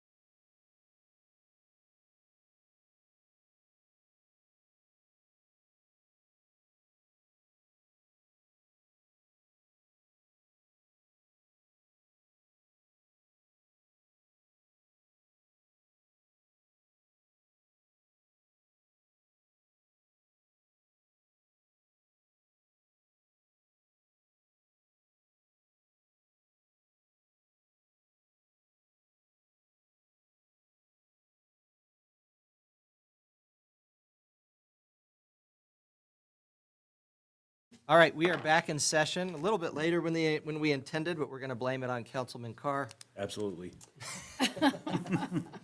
We are at 8:42, back in regular session, consideration of Riverview Road Cooperative Agreement, Fremont County. There's a lot of R's in that. Public Works Director, please. Thank you, Your Honor. In front of you, Your Honor, and members of the council, is a memorandum of understanding for the Riverview Road reconstruction project. There we go. This MOU would share the project cost for the construction portion of the project. We realized that earlier we'd already approved an MOU for the design portion, was a 50-50 split with Fremont County government. This MOU is actually a 45-55 split with the city taking on 55% of the construction of Schedule A of the project. Schedule B of the project, which is $467,844, is just for the major road portion. So that's the hill portion of South Major Avenue, and that's fully on the city. Riverview, however, with this 45-55 split, would take care of, for the city, the water, the sewer, the storm drain infrastructure, plus the pathway, plus lighting from Major Avenue to Spire Drive. So the actual project itself is just over a mile from Spire Drive to Ryan Road, and then it would actually and then the city would take on the cost of removing and replacing the roadway, where the city would, the county would take on the cost of removing and replacing the roadway, and the city would take on the cost of replacing most or all of the utilities in that project. So the total, and then just if you bear with me 1 second, the total cost of the project Schedule A and Schedule B is $4,664,031. With that 45-55 split, the county would take on 1.8 million, just almost 1.9 million. The city would take on 2.3 million, plus Schedule B of $467,844, for a total of $2,775,746.85. And then just briefly, in the account, the 1% account for this project, this is all funded by the 1% account, the optional sales tax account. The city portion would come out of the balance of the account, which is right at 3.7 million right now. With all of the construction projects taken out of this year, that account would be at a balance of roughly 2.55 million. So if this project is approved, and the MOU as well, then the whole Riverview Road project would, the whole account would be in between like 2 to 2.3 million of next year. So, any questions from the council? I don't think so. I'd entertain a motion to approve the MOU with the Fremont County, for the construction of the Riverview Road reconstruction project. So moved. Second. Councilman Bailey with the motion, Councilman Carr with the second. Discussion, amendments, questions, quibbles, concerns? Just out of curiosity, why is the city assuming 55% and it's not split 50-50? Do we have more property to cover? Mr. Toman? Your Honor, Councilwoman Johnson, the city would be covering the installation of all the utilities, which are city-owned: water, sewer, storm, and then the county typically doesn't do stormwater infrastructure with any of their projects, plus the lighting would be on the city as well. So if you really did the math, about 42% of the project would be should be on the city. This is kind of a deal for the city, with 45% of the project being covered by the county. Excuse me, I said that backwards. 42% would be on the county. The county's actually covering additional 3%, brings it about 45%. So, Thank you. yep. Good question. Any other questions? All in favor, say aye. Oh, I'm sorry. Sorry, just for people's information, this is gonna be partially in this year, partially in next year. So won't be all coming out of the fund all right at the same time, so. We're not deficit Leading the- spending. Yeah. Good point to bring up. That is good. It's another good point. Any other good points or good questions? Or bad points or bad questions? We ready now? All in favor, say aye. Aye. Any opposed, say nay. I vote aye. Motion passes. Consideration of bid, Police Department Technology Upgrade. This has been a long time coming, Chief. Tell me about it. Thank you, Your Honor. Last year, the police department evaluated our current condition of our body-worn cameras and our conducted energy devices, and going over the significant deficiency in the equipment we have. The current body-worn cameras were severely limited in their technological abilities and reliability. It took a lot of time for us to properly label the video footage, and the support we feel wasn't there. The current CDs were outdated. The technology is 2003, was issued, we obtained them in 2013, and the manufacturer no longer supports or repairs this model, and since then, new models have been released.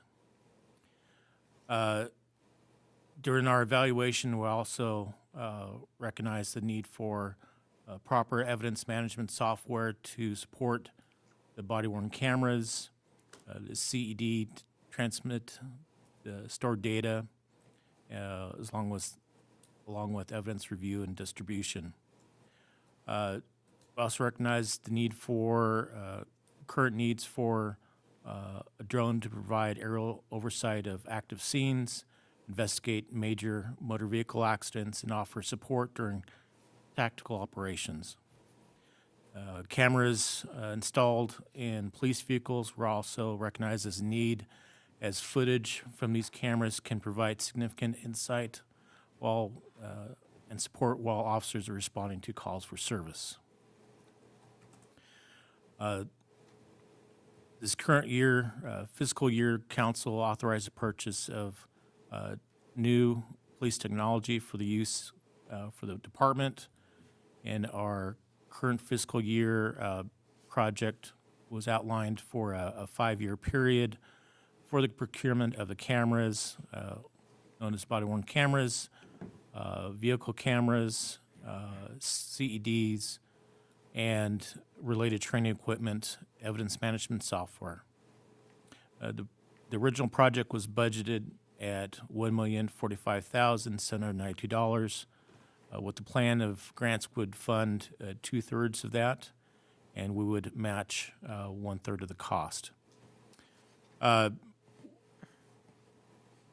State statute requires the purchase of any public improvement that exceeds $75,000 to be bid competitively. The bid was advertised, and the bid opening was held on September 22nd at 11 o'clock here in the chambers. We only received one bid. That bid was received from Axon Enterprises, Inc. for $1,162,535.48. Along with your council packet is a itemized list for our schedule, which would include body-worn cameras of 33 to be in stock, the forward-mounted cameras for the patrol cars, 20, one drone, and 31 CEDs. Along with the equipment also includes virtual reality training, evidence management software, and support for the services. Along with the package, it also includes the ability for us to do automatic license plate reader system, and also for our dispatch center, when the need arises, to go live with the officer and be able to stream live footage back to the dispatch center. The fiscal impact for the bid amount would be realized over a 5-year period. As previously referenced, the adopted budget of $1,045,792. Staff sought to fund a large portion of this project through the grants, namely through grants that are funded through the federal government, but with House Resolution 1, known as the One Big Beautiful Bill Act, a lot of those grants were stalled out. Like to move forward with the project. That would include for current fiscal year for year one of $232,507.08. Staff recommends we move forward with the project, also noting future yearly allocations of $232,507.10 would need to be incorporated into subsequent budget cycles. Within the last week, we're made aware that some funding was available and will be coming before council at the next council meeting to help pay for some of the body-worn cameras through this grant that we'll be talking about at the next meeting. Staff recommends council approve the purchase of the new police technology upgrades from Axon Enterprises for their bid amount of $1,162,535.48. With that, Your Honor, I stand for any questions. Thank you. I'd entertain a motion to approve the purchase of new police technology upgrades from Axon Enterprises for the amount indicated, $1,162,535.48. So moved. Second. Councilwoman Borders with the motion, Councilwoman Johnson with the second.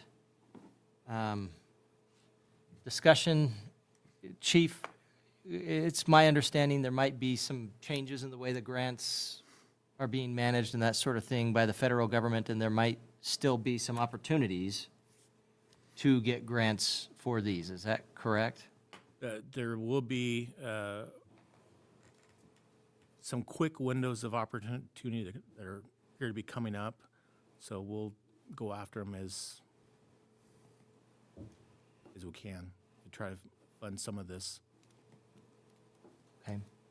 In terms of the amount for this year, when that's going to be expended, is that going to get in the way of us being able to then get grants to pay part or some of that, or does it kind of help that it's kind of putting your money where your mouth is, so to speak? We'll be kind of pretty close, but we'll be in line with grant requirements to request funding. Okay. And I know you guys have been all over that, but just as we continue to go forward, I know this is naturally, it's something that we think is important. Since I've been on the council, let alone as mayor, I've pushed for body-worn cameras. I think they're essential for evidentiary purposes and also for officer safety, community safety purposes, all of it. I think mounted cameras on the vehicles are also a great idea. A drone is an incredible idea. We have had a couple of situations where we've had people locked into homes, and being able to have an above view of everything is excellent.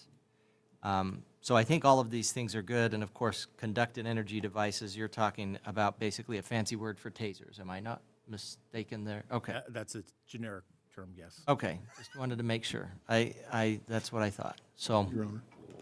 Mr. Bailey? I guess just a technical question. So us approving this now for 5 years, does that in any way impede our ability to get a grant after the fact, or do you have to get the grant and then approve the expenditure?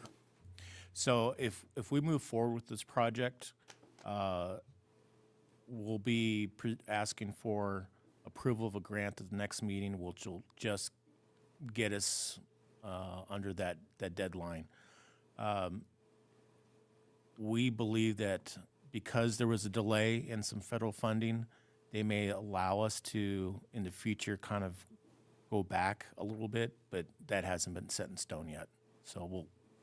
But is the ongoing expenditure of this, because we're talking about payments made over a 5-year period, does that kind of work in our favor, I suppose, in terms of being able to get grant funding for future expenditures as well? It'll depend on what funding opportunity guidelines are. And I mean, that's exactly what my concern was. If we agree to this, which I know that we specifically, when we were talking about this, we had put it together and had done the math, that this is going to be right about the same amount for a year as it would be for us under the grant that we were going to be looking for. And that's what we were going to be asking for. I recall that conversation very directly. However, now we're at a point where grants tend to be more likely to pay before you have expended the funds. after you've expended the funds and saying, I want reimbursed, it's a little bit trickier. So that's why I was kind of asking, when is this expenditure actually going to be occurring? I mean, if we could approve it now, but then the grant could get approved and we could say, well, we haven't spent the money yet. Or would we be better off putting this off a month, let's say, so that we know we're not jeopardizing the ability to get the grant? So the actual contract or our window is going to close around February of next year. So there's going to be a small window for us to move forward if any grants come up before that February line. Your Honor. And I guess that kind of makes sense because these programs often will do that introductory window of 90 days, for lack of a better word, test period for it where you can demo it. Mr. Butterfield? Your Honor, I just wanted to add some information. I believe it's very appropriate for the council to consider the timing of the award versus the timing of potential grants. However, I do believe we're in a position where we need to secure the assets. We need the equipment, and I would not recommend that we wait to award this. We have a bidder that has a certain time for their bid hold to honor the price that they've submitted. And then we also need to move forward with the replacement of the body-worn cameras. If not, we'll be in a situation where we may not have the technology we need. So while I do appreciate that the council is looking at funding opportunities and timelines, I think you're in a position right now where you need the equipment, and it's time to move forward if you choose to award this. We do have some wiggle room still to be, because of the way the contract is going to work in terms of until February, to be able to try to jump on some of these. So it's kind of a bit of a win-win. We can get it immediately, if I'm not mistaken. I'm excited for the new technology. I think it's something that's similar to outdated applications like we just had to fix by October 15th. And I think that if we don't fix it and get the new stuff ordered in, they're going to be in positions where things aren't replaceable and unusable again. And whether we ultimately end up losing a grant over that or not, because we put forth the money ahead of time, it's still something that has to be replaced and funded. And I'm fairly confident that, I say that with about 95% certainty, that over the next 4 years, there will be funding available to assist with paying for this. Well, and I also think this, in terms of what's included, is not just what's listed there. This is also the training for the CEDs, the evidence management software, which I have used the Axon software. It's not amazing, but it is definitely something that's nice in terms of the discovery process for the state and for the defendant, in terms of you give them a link, they can go access it, and you're done. I would think that our evidence tech would be very happy with this, just from conversations I've had with her about some of the difficulty with our current body-worn camera system and everything. Staff time should be considered as far as how much we can reallocate that staff time for other uses. There's a lot of staff time that we have to currently use for our current or non-existent technology. All right. Any other questions or comments? Well, thanks for staying on top of this, Chief and lieutenants. I know that we have some great lieutenants over here that are well represented. One of them that may or may not be named Levi. All right, all in favor, say aye. Aye. Aye. Any opposed, say nay. I vote aye. Motion passes. Public Works Director's report, please. Thank you, Your Honor. Mr. Toman. Thank you. Your Honor, members of the council, in front of you is a recommendation to approve space for Southwest Airlines Company to house a radio at our current air fire station at the airport. The radio is for the Southwest Airlines uses to track their flights, and it's also a transponder and a locator for their planes. It's technology that they use just for their own planes. The Casper's entered into an agreement, or the airport has entered an agreement with Southwest as well for this type of technology. This agreement is for a little bit more than even what they pay Casper for this radio. This all came about when Southwest approached our airport manager, Bruce Ransom, in June of this year, and they asked that the radio equipment that was currently housed at the Henderson hangar, where the Classic Aviation used to be housed, was no longer operable. So they approached the airport and asked if the airport would lease out space, in essence, to put this radio, and then provide an outlet, a designated outlet, and then space on the roof for an antenna. There happens to be space made available for all of this equipment at the airport fire building. And then they have offered to pay $25 a month to cover electricity, which will cover a little bit more than that. So it'll be about $300 a year for this equipment. If we entered into this agreement, it would be effective November 1st, would go to the following November 1st, and then would be each year. Then the agreement would, in the language of the agreement, then it would renew each year unless written notice was given otherwise. Any questions? Mr. Bailey? Your Honor, so this is not hooking up to our internet or anything else, it's just plugging in? It's electricity only. They do ask for, Your Honor, excuse me, they do ask for 2 data ports, but it would just be the cable and then for their internet. So they would ask for internet there. Okay. Yep. So there is a that help? little bit of an internet usage So- too. I guess the biggest thing that stuck out to me is $25 a month doesn't pay for much. I mean, they could not get the power company to supply them electricity for 4 times that much. They could not get internet for that much or 4 times that much. This sounds like not very much money for what they're getting. Even at $100 a month, it's still not a lot of money, but I think, I don't know. That's, my impression is we're doing it way too cheap. Yep.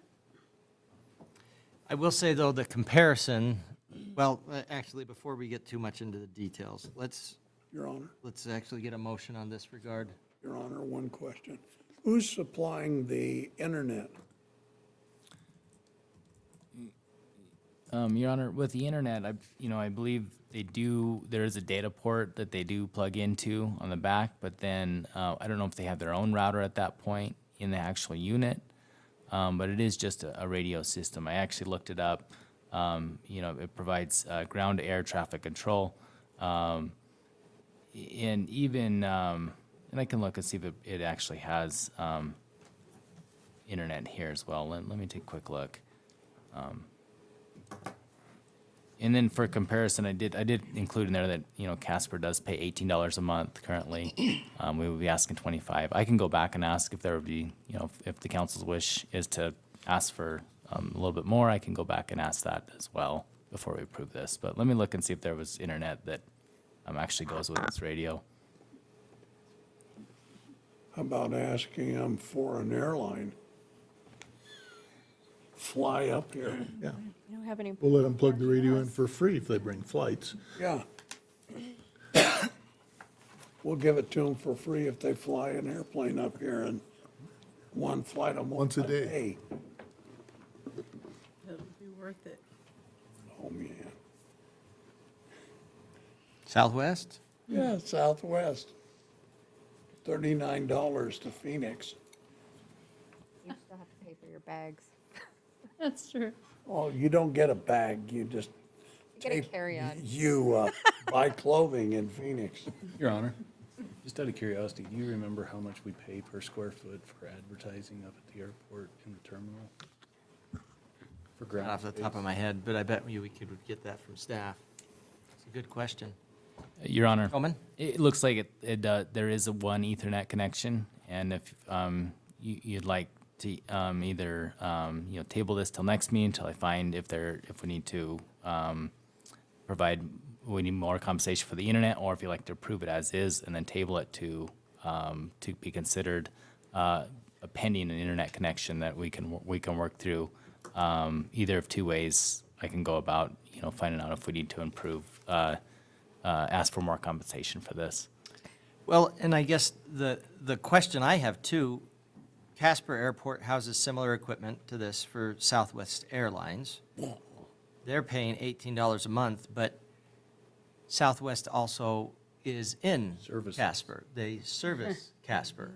I mean, does that make much of a difference, or do they not anymore? Your Honor, I do not believe they fly into Casper at this time. Okay. But there is no motion on the table. There's no need there's no motion on the floor to be tabled. But if you would like more information on this item, we can bring it back. Or if you want to make a motion and continue discussion, that's your prerogative. And I mean, to me, well, first off, let's start with a motion. I'd entertain a motion to approve a permit to grant space to Southwest Airlines Company to house radio equipment for flight tracking at the airport fire station building. So moved. Second. A motion by Councilman Carr. We have a second by Councilman Larson. Now, as we go forward into this, I know it sounds simple, because we're just saying we're basically having them use space. And so there was a question from Councilman Carr in terms of advertising. What are we charging per square footage for advertising, and how would that compare here? The other thing is, I'd be very interested to know if this is going to have to hook up into our internet, right, at the airport. If that's the idea, then I'd like to have an idea of what we're talking about broadband, like, what is the need for data there? In other words, are we talking about this is going to be using data that our customers up there could be using if they hook into Wi-Fi? Is it going to have such a, I don't want to create a choke point here in terms of the internet if they're going to be using our internet. I'm a little bit worried about that. So I'm worried about kind of what the needs would be and where we would go there. That's my concern. And I understand the concern about price, and then how does it compare to price per square footage for advertising? Councilwoman Johnson? I just had a quick question. Do they have this equipment at any other airport other than Casper? Are there comparables? Your Honor, I believe there is. I'm not aware of right now, but I can look that up and bring it back to the council. Your Honor, I would move to table the issue until we can get some additional information. Second that. I have a motion to table. We have a second. It's not a discussion motion. So all in favor say aye. Aye. Those opposed say nay. I vote aye. Motion was from Councilwoman Johnson. Second was from Councilwoman Pearson Lewis to table it. I guess for clarity's sake, usually we say table, we're talking about until our next regular meeting. Just want to verify that was your intention, was that this would come off the table at the next meeting. Yes. The next meeting, we'd also have to have a motion to take it from the table too. So, all right, that's tabled. Thank you. Thank you, Mr. Toman. I know sometimes we pepper you with questions. Nope. But also sometimes we don't know what we're going to ask until we're up here, and it's kind of like, wait a minute, Mr. Bailey said something that made me think of this. And so, I appreciate it. Thank you. all right, State Homeland Security Grant application. Police Chief again. Thank you, Mayor and Council. During the regular city council meeting held on September 12th, the opportunity for this grant was discussed during the city administrators roundtable. At that time, certain information required to complete the grant was still pending. This information has since been provided to us shortly after the meeting, and upon receiving the necessary details, we're able to complete and submit the application prior to the September 30th deadline. The State Homeland Security Grant Program, known as SHSP, was established in response to the September 11th attack, which revealed significant gaps in national preparedness. Following the creation of Department of Homeland Security in 2002, the SHSP became a core tool for providing federal funding to state and local governments to strengthen capabilities to prevent, respond to, and recover from terrorist threats and major incidents. Originally, it was administered by the Office of Domestic Preparedness. It was later integrated into FEMA. The SHSP focused on supporting state homeland security strategies. Early investments targeted critical needs such as interoperable communications, intelligence sharing networks, emergency operations centers, first responder training, and specialized equipment for seaborne threats. As threats evolved, ranging from natural disasters such as Hurricane Katrina to terrorism and cyber attacks, they adopted an all-hazards approach to preparedness. Aligned with national framework like the National Preparedness Goal, which identifies 5 mission areas: prevention, protection, mitigation, response, and recovery. Today, the SHSP continues to adapt to emerging risks such as domestic violent extremism and cybersecurity threats. FEMA distributes annual grant funding to all states and territories, requiring a minimum of 80% to be passed on to local governments. Grantees must conduct risk assessments and report on capability gaps to ensure that funding addresses the most pressing needs. Now over 2 decades old, SHSP remains a cornerstone of the U.S. Homeland Security policy, fostering collaboration and resilience across all levels of government. This year, the state of Wyoming received $4.1 million in FEMA grants or FEMA funding, of which 80% has to be passed through to local jurisdictions.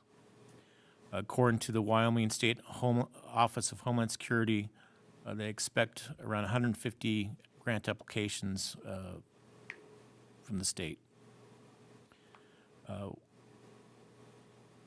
Currently reliant on Fremont County for computer-aided dispatch, known as CAD. This agreement has been in place for several years. Our existing county-owned CAD system is, according to our IT, is about 11 versions behind what they have now, or what's available, resulting in significant inefficiencies, data integration failures, and outdated technology that directly impacts our ability to respond to emergencies effectively. Talking about challenges with technology affecting emergency response. That's one of the 1,000 answers. They're Always listening. Of particular concern is the CAD system's incompatibility with modern GIS mapping tools.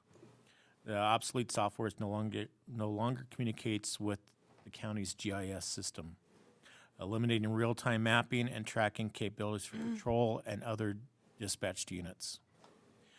This hampers officer safety and delays response times during critical incidents and capabilities which are now a standard in agencies nationwide. Because the county retains ownership of the current CAD software license, the city currently lacks any type of administrative control. To ensure operational readiness, enhance officer safety, and align with modern policing standards, we must pursue an independent and modern CAD solution tailored to our needs and fully within its administrative control.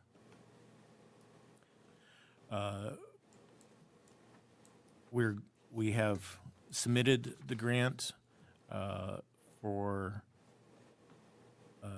our own CAD system for the amount of $184,742.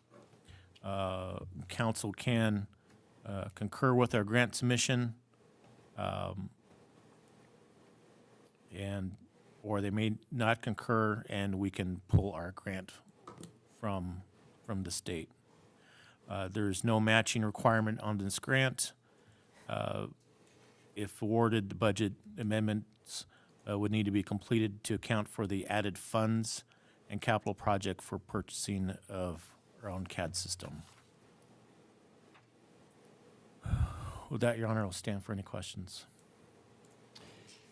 Thank you. I'd entertain a motion to concur with the RPD's decision to apply for the 2025 SHSP grant opportunity for the amount of $184,742. So moved. Second.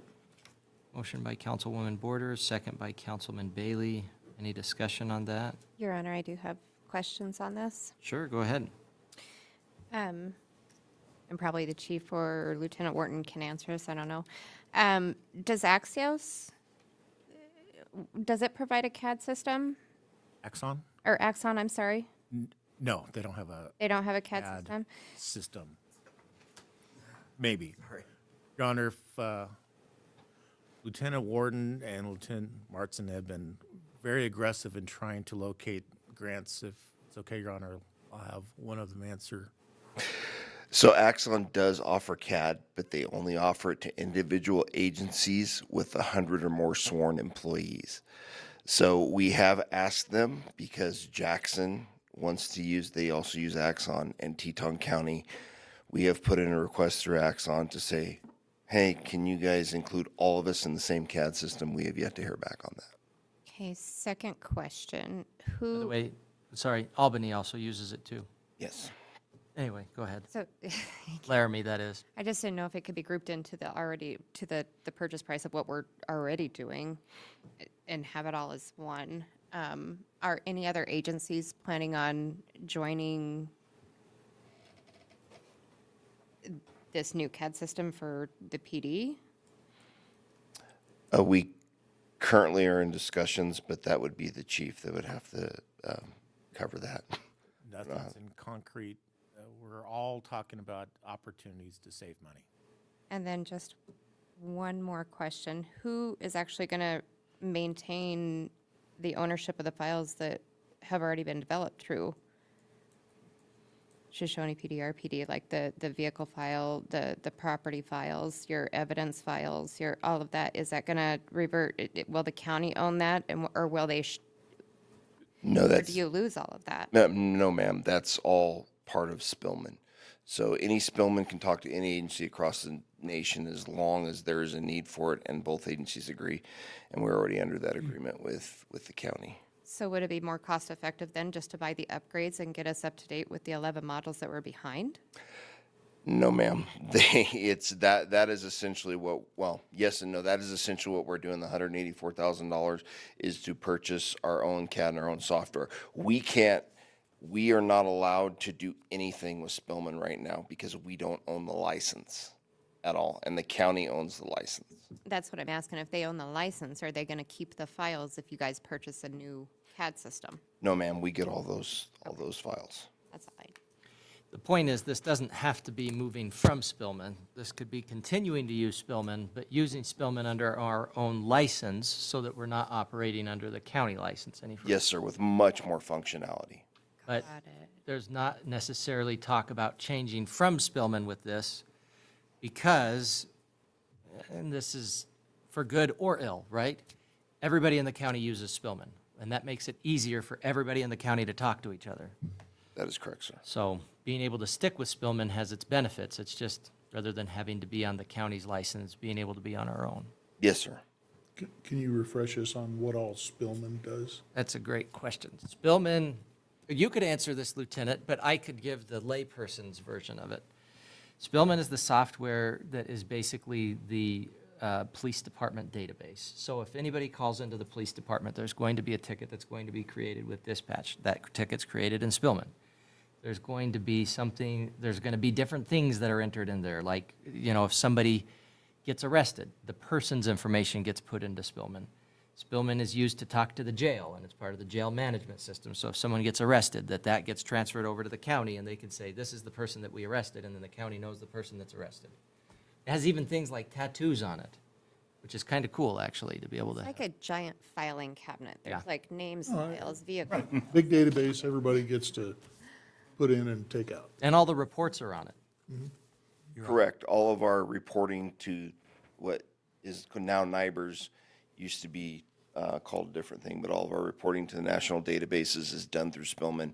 And it also allows us to dispatch, and it gives us maps in what we call AVL, which is where you can locate cop cars in real time and cops in real time on a map. And right now, we don't have that ability at all. And that's a standard nationwide. Is this going to help us with our MDTs?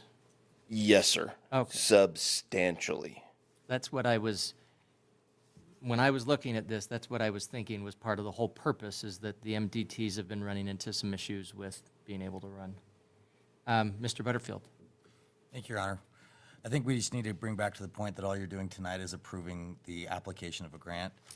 Should this be approved, the city will have to go through the procurement process of advertising for and receiving quotes from a computer-aided dispatch system.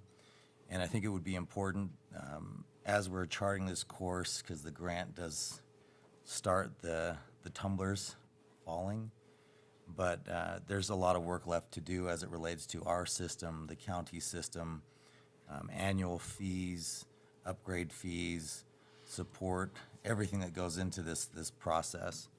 I do commend the police department and specifically Lieutenant Wharton for his work on this, but tonight, rather than getting into the weeds of which system would be purchased, how it would be applied, is probably getting too far ahead of ourselves. You're just approving whether or not you agree with the submission of the grant.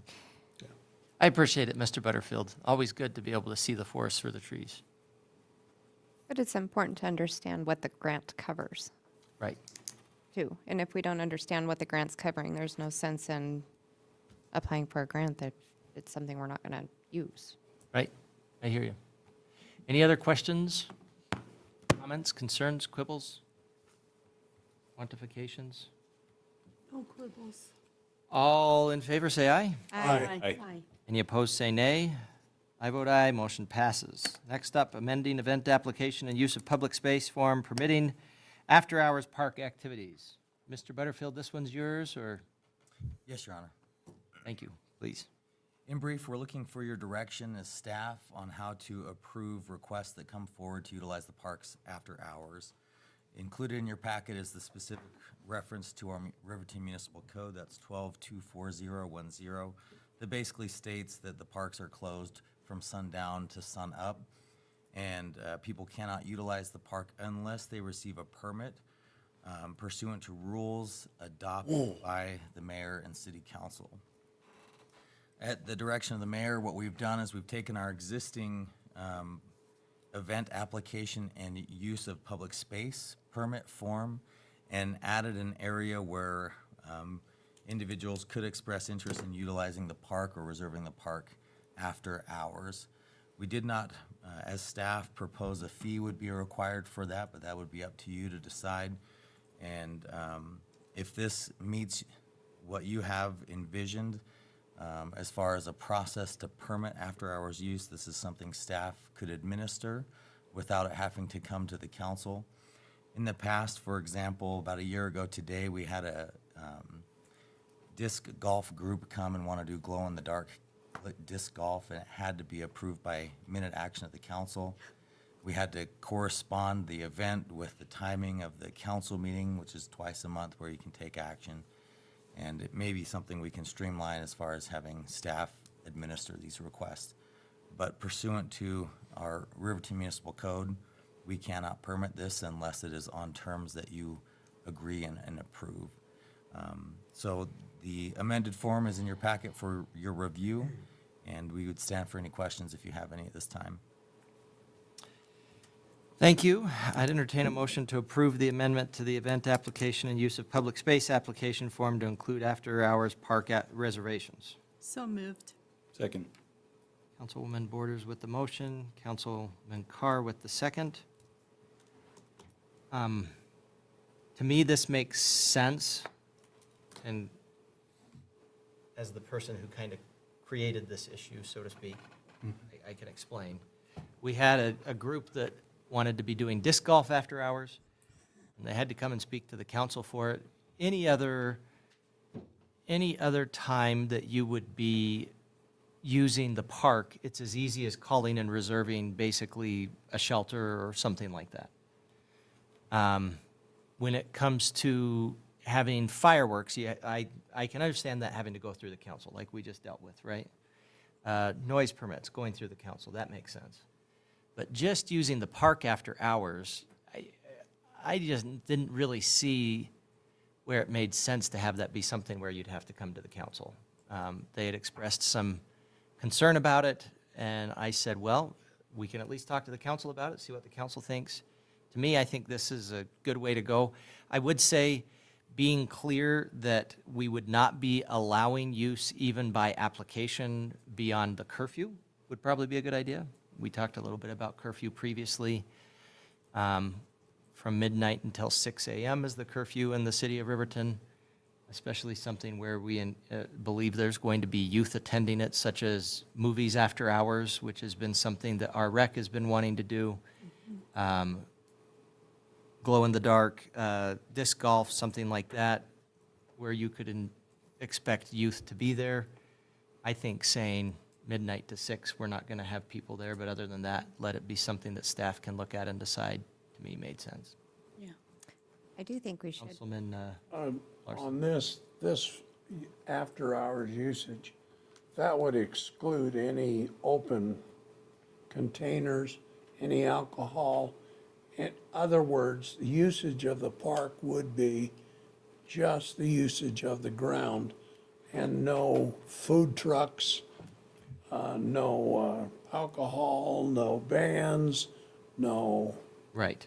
Right, those things like bans, alcohol, that would require council action. So the form itself, if you look at it, it kind of says, check if you're needing to have this, that, or the other thing, with the idea being, if that's the case, you're going to have to go through and use get council Your Honor. approval. Just one real quick comment, and I don't want to be punitive by any means, but it would seem fair if we're going to charge for a day use, $30, we should probably charge $30 for a night use too.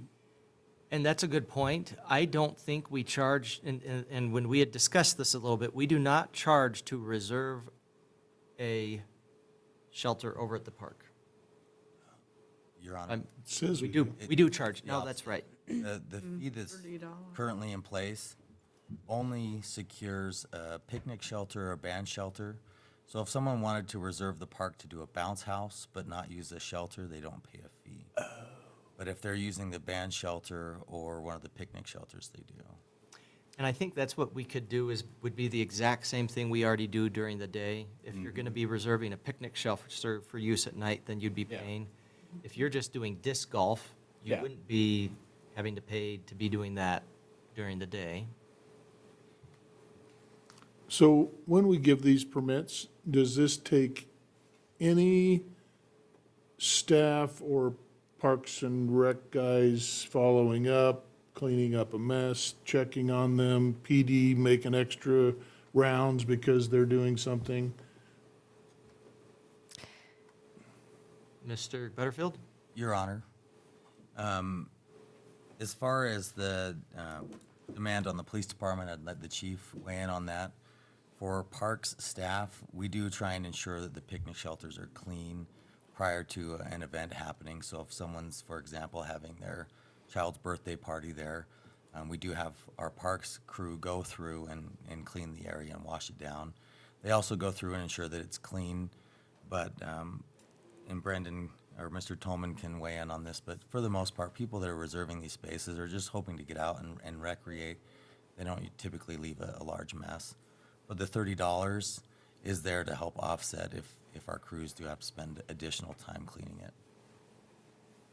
it. And I guess that's my only comment, is I think if it warrants coming in and even me as staff having to take the form and fill it out and file it and keep track and post it somewhere, I think we ought to have some kind of fee, even if it's minimal.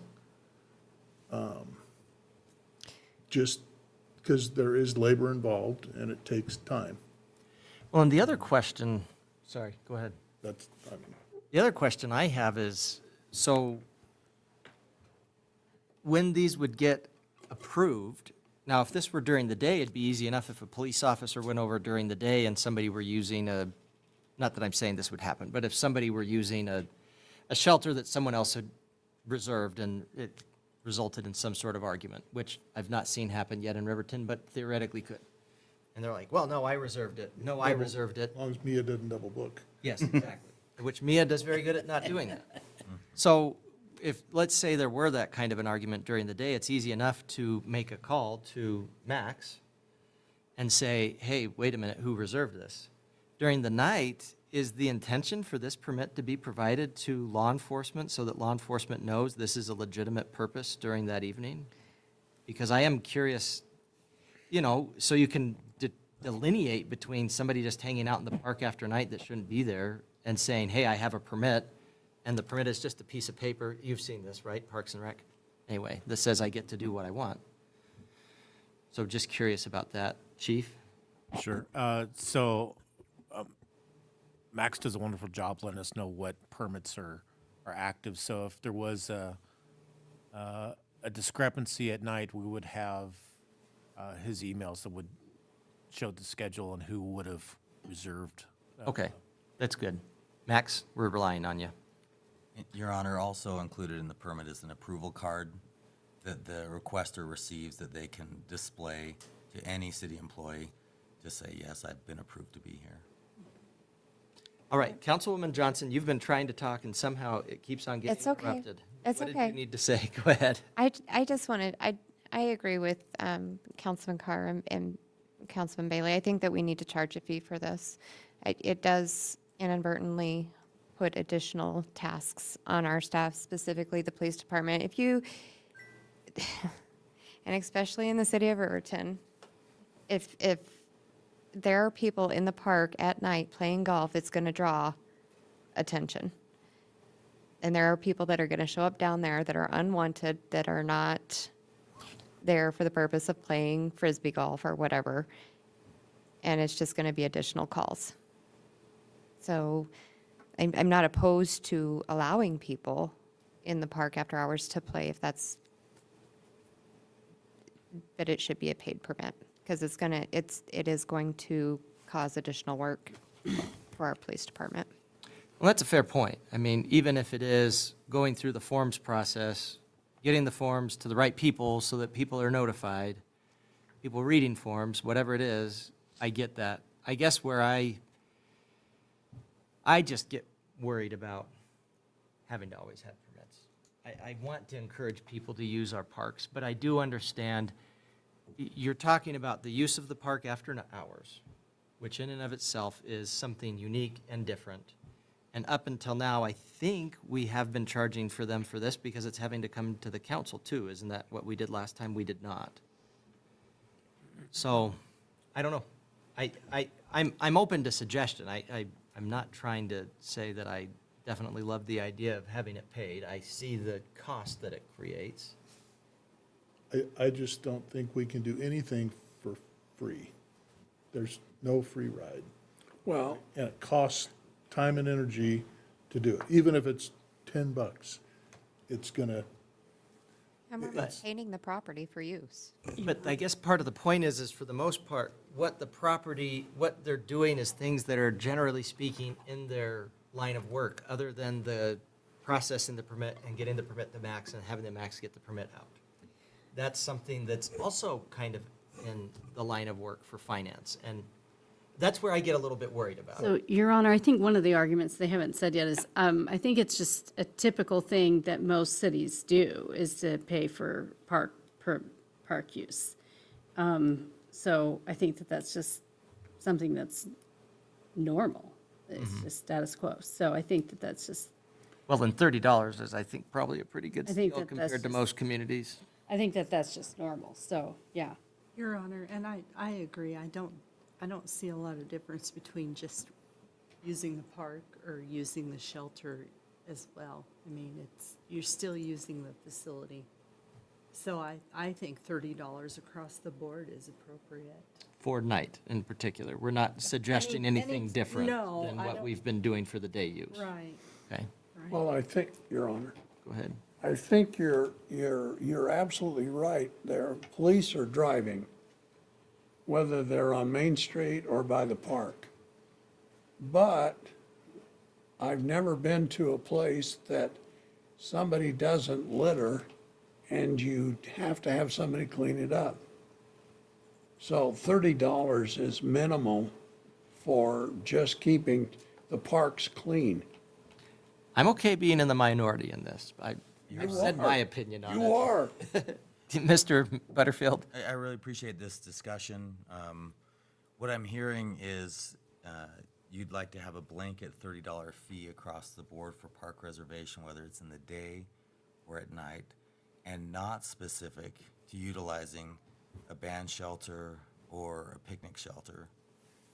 Well, I think what I had heard, and maybe I'm wrong, so we could get some clarification, was a $30 fee for any use at night, whether it's band shelter, picnic shelter, whatever it is. So all the uses at night are the blanket $30 fee. I was not hearing necessarily that the use of the park space as opposed to the picnic shelter during the day was something people were encouraging charging for, or is that? Your Honor, and maybe just to add a second thought, when this was discussed previously, it's challenging to restrict the use of a public space and say, I've reserved this many square feet of this public space. So in the past, the council chose that they could restrict the use of the picnic shelter or the band shelter and therefore charge for it. But charging for the use of the public space and allowing some entity, whether it's one that we all support, like a child's birthday, or another entity who's holding a protest,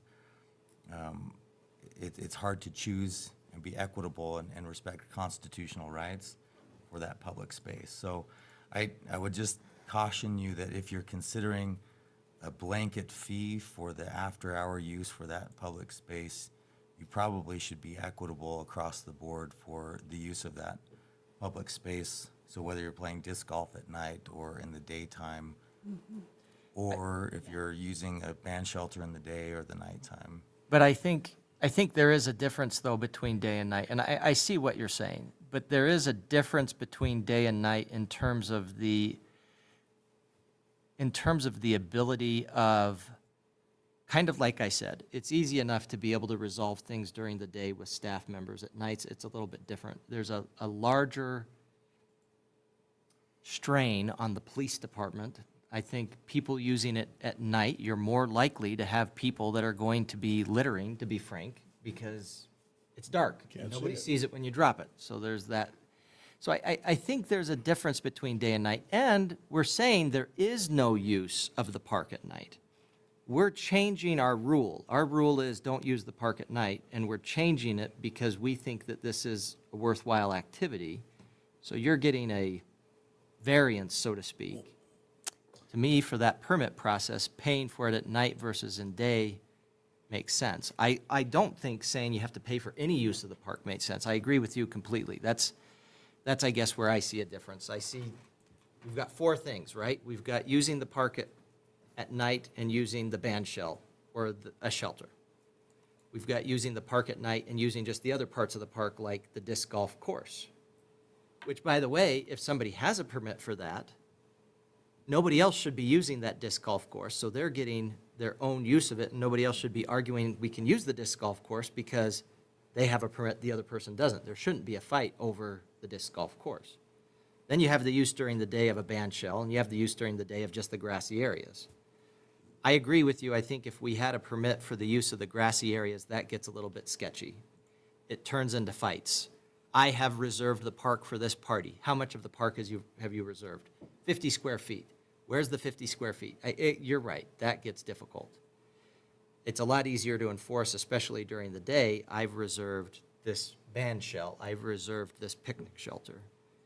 At night, if you've got a permit for your activity going on there, I think it's something that staff can look at and say, we already have an activity at night going on at this park. We're not going to let another one, so we can avoid that fight where it's like, I get 50 square feet of the park for this, and then somebody else gets 50 square feet of the park for that. Staff could just completely say, no, we've only got one event in this park at night. We're not going to have any other ones. Your Honor, I'm going to change my mind just a little bit on this. I love changing my mind. I know. I'm sitting here listening, and I'm thinking, until we get a good handle on the criminality that's going on, some of the nefarious things that's going on at night around town, I think no use of the park, period, after the ordinance hours. We shouldn't be inviting this into our parks at nighttime.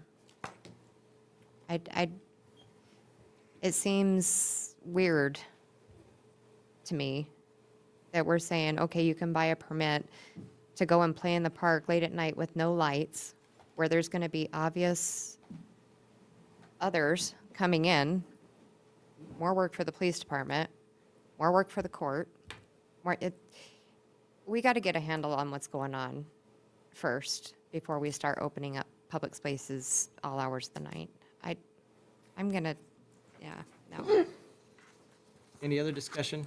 You said this was glow-in-the-dark objects, Frisbee, golf, or whatever it's called. How many parks have this Frisbee type setup? Sunset has disc golf.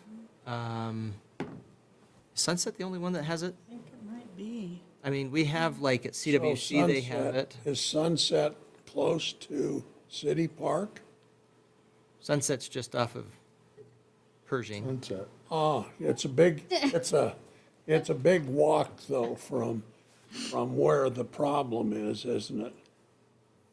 I don't know of any problems on 8th West, but I do know all of the problems along Federal, et cetera. So we're not talking about Frisbee golf in City Park, right? No, but we are talking about, and so that was just one example. I know that our rec has wanted to do movies after hours, and I think we've approved that previously too, and it's required council action. They've done those previously at City Park. It's been a kind of a large group activity, been well attended, been enjoyed by a lot of people there. So it's not just disc golf after dark. That's the one that kind of prompted the discussion in terms of the process to get a permit. But there has been other uses. And it's something that we can also kind of trust staff to kind of develop some rules and regulations that make sense too. Now, one last thing, with that park, do we charge anything for playing tennis there? Nope. No. Okay. So along that line, I mean, I like the idea of permitting it so we have some control over what happens. Okay, but I'd hate to restrict and say, oh, the skate park guys, they're gonna have the statewide skate park tournament that they couldn't turn the lights on and run it for a Friday and Saturday night, for example. Or in the summertime, they have the concerts in the park, which sometimes would go past dusk or sundown. You know, so I like the idea of being able to have a special event like that, that we approve. And I think those kind of events wouldn't have a problem paying $30 to do it. And because it's special, and it's gonna take some extra, administrative and staff time. I'm not saying, you should have to pay $10 to go let your kids swing on the swing set. That's not what I'm saying. I'm saying for one of these bigger events, if $30 is gonna hold you up from having that event, well, then you shouldn't be having it anyway, because it's gonna cost a lot more than that to pay somebody to go pick up the garbage after they're done, or whatever, so. Your Honor. Yes. So I keep going back to City Park, and when you turn the lights on at night, the bad things tend to scatter because people, if they're doing bad things, they don't want to be in the light. You bring a crowd to a place, same kind of thing. It's not necessarily going to bring in the bad element. We have the bad element, that's just, but I don't feel like we should punish the people that are trying to do the right thing. If they want to, I haven't ever seen a group of kids playing Frisbee golf that left a bunch of trash. They just don't do it. They're respectful of the space. And I think that if we have people, we want to try to attract people to our town and make fun activities, and if they want to play Frisbee golf, glows in the dark, why not?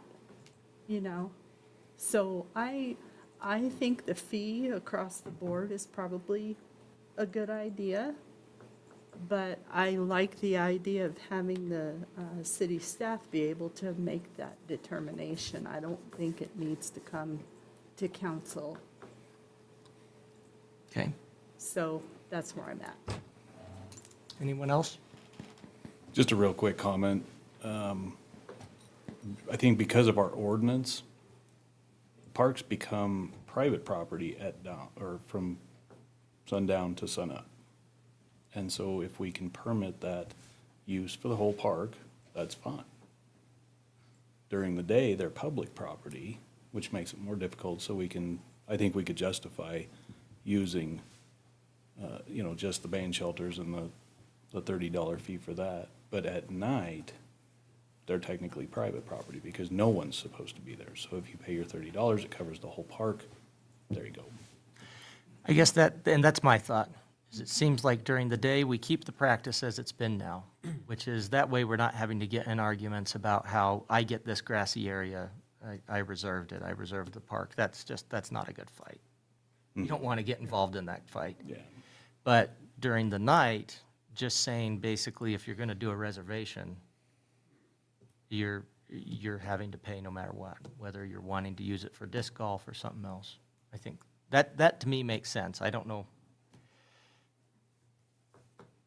Any other discussion? Do we need an amendment to the?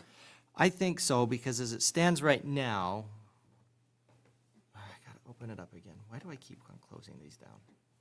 Regarding the fee is the part that we would need to amend. Correct? Right. Yeah.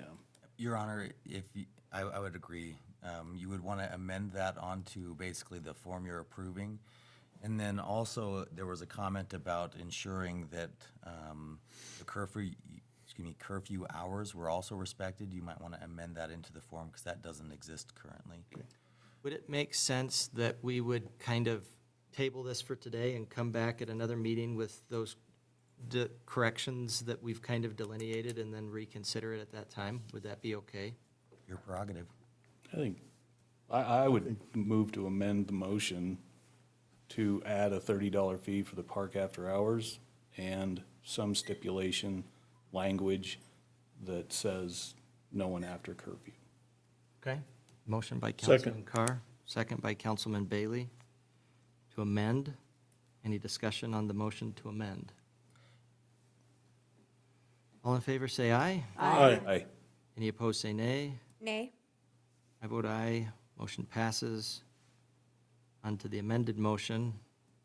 So to be clear, this is changing the application form to include after-hours parks reservations with the stipulation that after-hour parks reservations, regardless of the use, regardless of what it's for, is a $30 fee, and then also adding the notation that it's not to be used with youth-involved events, I guess, or just any events? Was that kind of? Any event. Any event during the curfew hours. So basically, 12 to 6 is closed. Mr. Butterfield? Your Honor, I really value this discussion. Thank you so much for the guidance. I have a question in my mind that may complicate things. Oh, no. But it may not. Good. Years previous, the council, through minute action, allowed the skate park to operate after hours up to, I believe it was 10 o'clock, and I'll verify that in previous minutes. Was 10. Thank you, sir. And now with this potential park reservation format, how would you like staff to handle events like utilization of the skate park that happens every single night? Would the $30 fee be blanket for a year? Would we require it by event? Or do we need to have an ordinance that makes clear that the city park is open up until 10 with the use of lights? Do you know what I mean? I guess having that be the exception. That's my point. I don't know what the. Your Honor, Councilwoman Johnson? I move to table this discussion until some more details can be hammered out. Okay, we have a motion to table. We have a second. Motion to table by Councilwoman Johnson. Do we have a second? Do we have a second? I'll second, Your Honor. Okay, we have a second by Councilwoman Borders to table. No discussion, as I said. When it's a motion to table, all in favor say aye. Aye. Aye. Aye. Do we have, okay. Those opposed say nay. Nay. Hey, I vote nay. We'll keep going on the discussion. I appreciate the thought. But I also am like, we might as well get it done. Okay. Do we have any other discussion on this? We can also address that separately, Mr. Butterfield. I understand the dilemma it puts more it into. complicated, but it is an issue that we would have to confront. Well, and the thing is the real question is, are we going to require a permit for that use when we've allowed it through minute action or not? And I'm really hesitant to basically say we're going to now have an ordinance that's going to say you can't. So to that extent, I like the idea of tabling it and kind of coming up with a solution that makes sense with them, but I think we can look at it at a later date and try to figure it out if you can come with some solutions.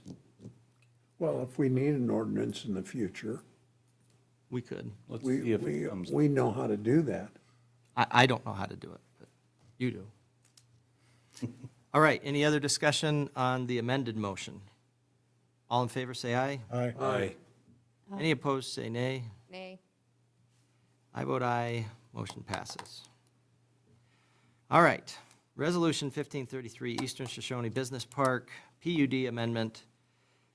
Mr. Michaud, staying awake full time over there in the corner. Good evening, Your Honor, and members of the council. In 2018, a PUD agreement was completed for the Eastern Shoshone Business Park, which is located just north of Walmart on Federal Boulevard, and it's about 300 acres. And the resolution before you tonight has two separate items. One is to change a small portion for a designated use, and the other is to allow security fences. So the first portion in regards to changing the designated areas, so I guess just to back up, in terms of a zoning, PUD is a zone that allows multiple use in a designated area. So the proposal that we have tonight is for 10 acres on the northeast side of the business park, and it's to change the designated use of 10 acres, which was recently platted. A request by the developer for some uses that they think they're going to use that plat for. The second item is for security fences, and a year ago there was a kind of a similar fence issue that came up for retail use, and that was approved by the council for Tractor Supply. In this case, the developer is seeing potential use for a potential need for security fences to secure businesses that may have items that are stored on their property. And so they'd like to, they requested that we look into allowing a security fence. And so I put in some language in there that only allows security fence for the OCI planning area. That's office, commercial, and industrial. And is intended to guard property against unauthorized entry and to protect stored goods and products from theft and other unauthorized handling. Security fences must comply with the aforementioned fencing height restrictions and regulated setbacks of the OCI planning area, but may incorporate additional security features such as barbed wire. Barbed wire may be installed at the top of a security fence if not more than 3 strands are used and if the lowest strand is at least 6 feet above the adjoining ground. If the barbed wire is not installed vertically above the security fence, the barbed wire shall slant away from the nearest property line at an angle of not less than 45 degrees. Screening or landscaping may be required to mitigate visibility of barbed or unbarbed security fences from adjacent residential or public areas. If this resolution is approved by the council tonight for the PUD, it would still need to be approved by CITA LLC before it can be enacted. And my recommendation to the council tonight is to approve the resolution. Thank you. Ms. Harris, could you please read Resolution 1533 by title only? Yes, Your Honor. Resolution number 1533, a resolution amending the Eastern Shoshone Business Park Planned Unit Development Guidelines for approximately 304.88 acres of land located in the northwest 1/4, southwest 1/4, and the southeast 1/4, Section 23, Township 1 North, Range 4 East, Wind River Meridian, currently addressed as 2675 North Federal Boulevard, City of Riverton, Fremont County, Wyoming. Thank you. I'd entertain a motion to adopt Resolution 1533 to modify the planned unit development. So moved. Second. Councilman Larson with the motion, Councilman Bailey with the second. Discussion. Yes, sir, Mr. Carr, Councilman Carr. I liked the language very much. The only thing, because we're in a PUD, so city ordinance or city zoning ordinances don't necessarily apply.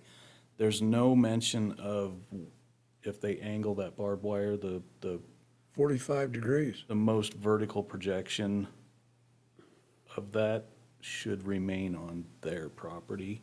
And I, Oh, you're saying I see what you're setback a saying. little bit so Not that the, yeah. Yeah, that makes sense. thoughts on that, Mr. Michaud? Well, that would, Your Honor and Councilman Carr, that would make sense because you wouldn't want anything that would cross into the airspace of the neighboring property. Correct, yeah. I'm pretty sure our existing ordinance on fence in our municipal code says that in our zoning, or something similar.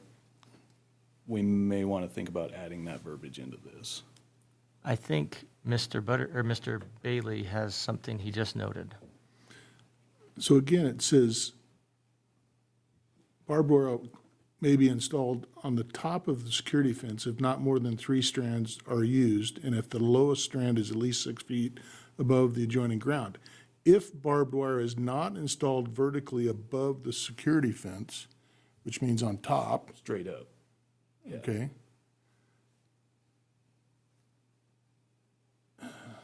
The wire shall slant away from the nearest property line, so it means it has to slope in, not out, right? I think they're saying slope out. Isn't that what we're saying? If it's away? That's what I got too, is it should slope It into should, the property. normally when you do a security fence, it slopes out though. Keeps them from coming in, not keeps them from getting out. Right. And so it's a little It's a little funky there. backwards. Yeah, I think it's backwards there. Mr. Michaud, nothing against the language, just you have to understand, you have a former community development director up here who's looking at it with a fine-tooth comb. Your Honor, to spare Mr. Michaud, I wrote this language. Good. So the We'll blame you. intention was that the barbed wire shall slant away from the nearest property line, and the intention of the language was to slant into the property, not out of the property, so as not to encumber an adjoining property owner. So if we need to clean up that language so it's clear, we definitely can. I'm pretty sure that if they want a security fence, they want it to slope out away from their property, generally. Your Honor, that's generally how it's done, but we've done some research and it's done both ways. We have it actually in town both ways. Our intention was so that if it was gonna encumber the adjoining property owner, that barbed wire wasn't slanting to the adjoining property owner, but it was slanting in to their property. So I can see reading. Councilman Bailey's point, it would be potentially easier to get in, but you wouldn't be able to get out. You could trap the bad guys. Hey, I guess, to me, maybe if we just added language that the no part of the fence could impede onto the neighboring property, Yeah. which would solve then they that. can build it out. Then they could put it either way they wanted. Okay. So they'd have to set the fence back a foot and then slope it out, or, So I'm hearing a motion from Councilman Bailey to add there, right after, at an angle of not less than 45 degrees, where it would say something to the extent of no part of any fence thus built shall impede, or what would be the best language? Cross the property line into adjoining property? Yeah, the furthest vertical projection of the fence shall not encroach on someone else's. Who encroach? That's a good Encroach is the word we're looking for. What was the word you were using, Councilwoman Johnson? I just said exceed other property or adjoining property lines. Exceed, encroach? Encroach is the best word. Use them That's, I thought, yeah, I think I heard you say a So motion. amend, so amended. Second. To amend the- Is that motion very clear, Mr. Butterfield? Your Honor, so if I heard the motion, it was if the barbed wire is not installed vertically, but at a 45-degree angle, it cannot encumber the adjoining property. Correct. That's what I heard. I think I'd avoid encumber because encumber actually think has a encroach legal is the better word. definition Approach, thank you. Encroach. well, anyway, it has a legal definition that I don't need to go into. Encroach would be the better one. Yeah. That was the motion, right? Yep. Do we have a second for that motion? Eric second. Yeah, We have a second from Councilwoman Johnson. perfect. All in favor of the amendment, say aye. Aye. Those opposed, say nay. Okay, back to the main motion. Any other discussion on the main motion? Good discussion. You guys are sharp for 10 o'clock at night, I'm just saying. That's right. It's fading quickly. So I know. better hurry I'm up. like, it hit the 10. All right. Now it's All in favor of passage of Resolution 1533 as amended, say aye. Aye. Those opposed, say nay. I vote aye, motion passes. We don't need an executive session, do we? Thank you. I don't know, we do some of our best work after 10. We do some of our longest work after 10. I would entertain a motion to adjourn our regular council meeting. So moved. Second. Councilman Larson with the motion, Councilwoman Borders with the second. All in favor, say aye. Aye. Any opposed, say nay. I vote aye, motion passes. We are adjourned at 10:04 PM. Almost made it into this.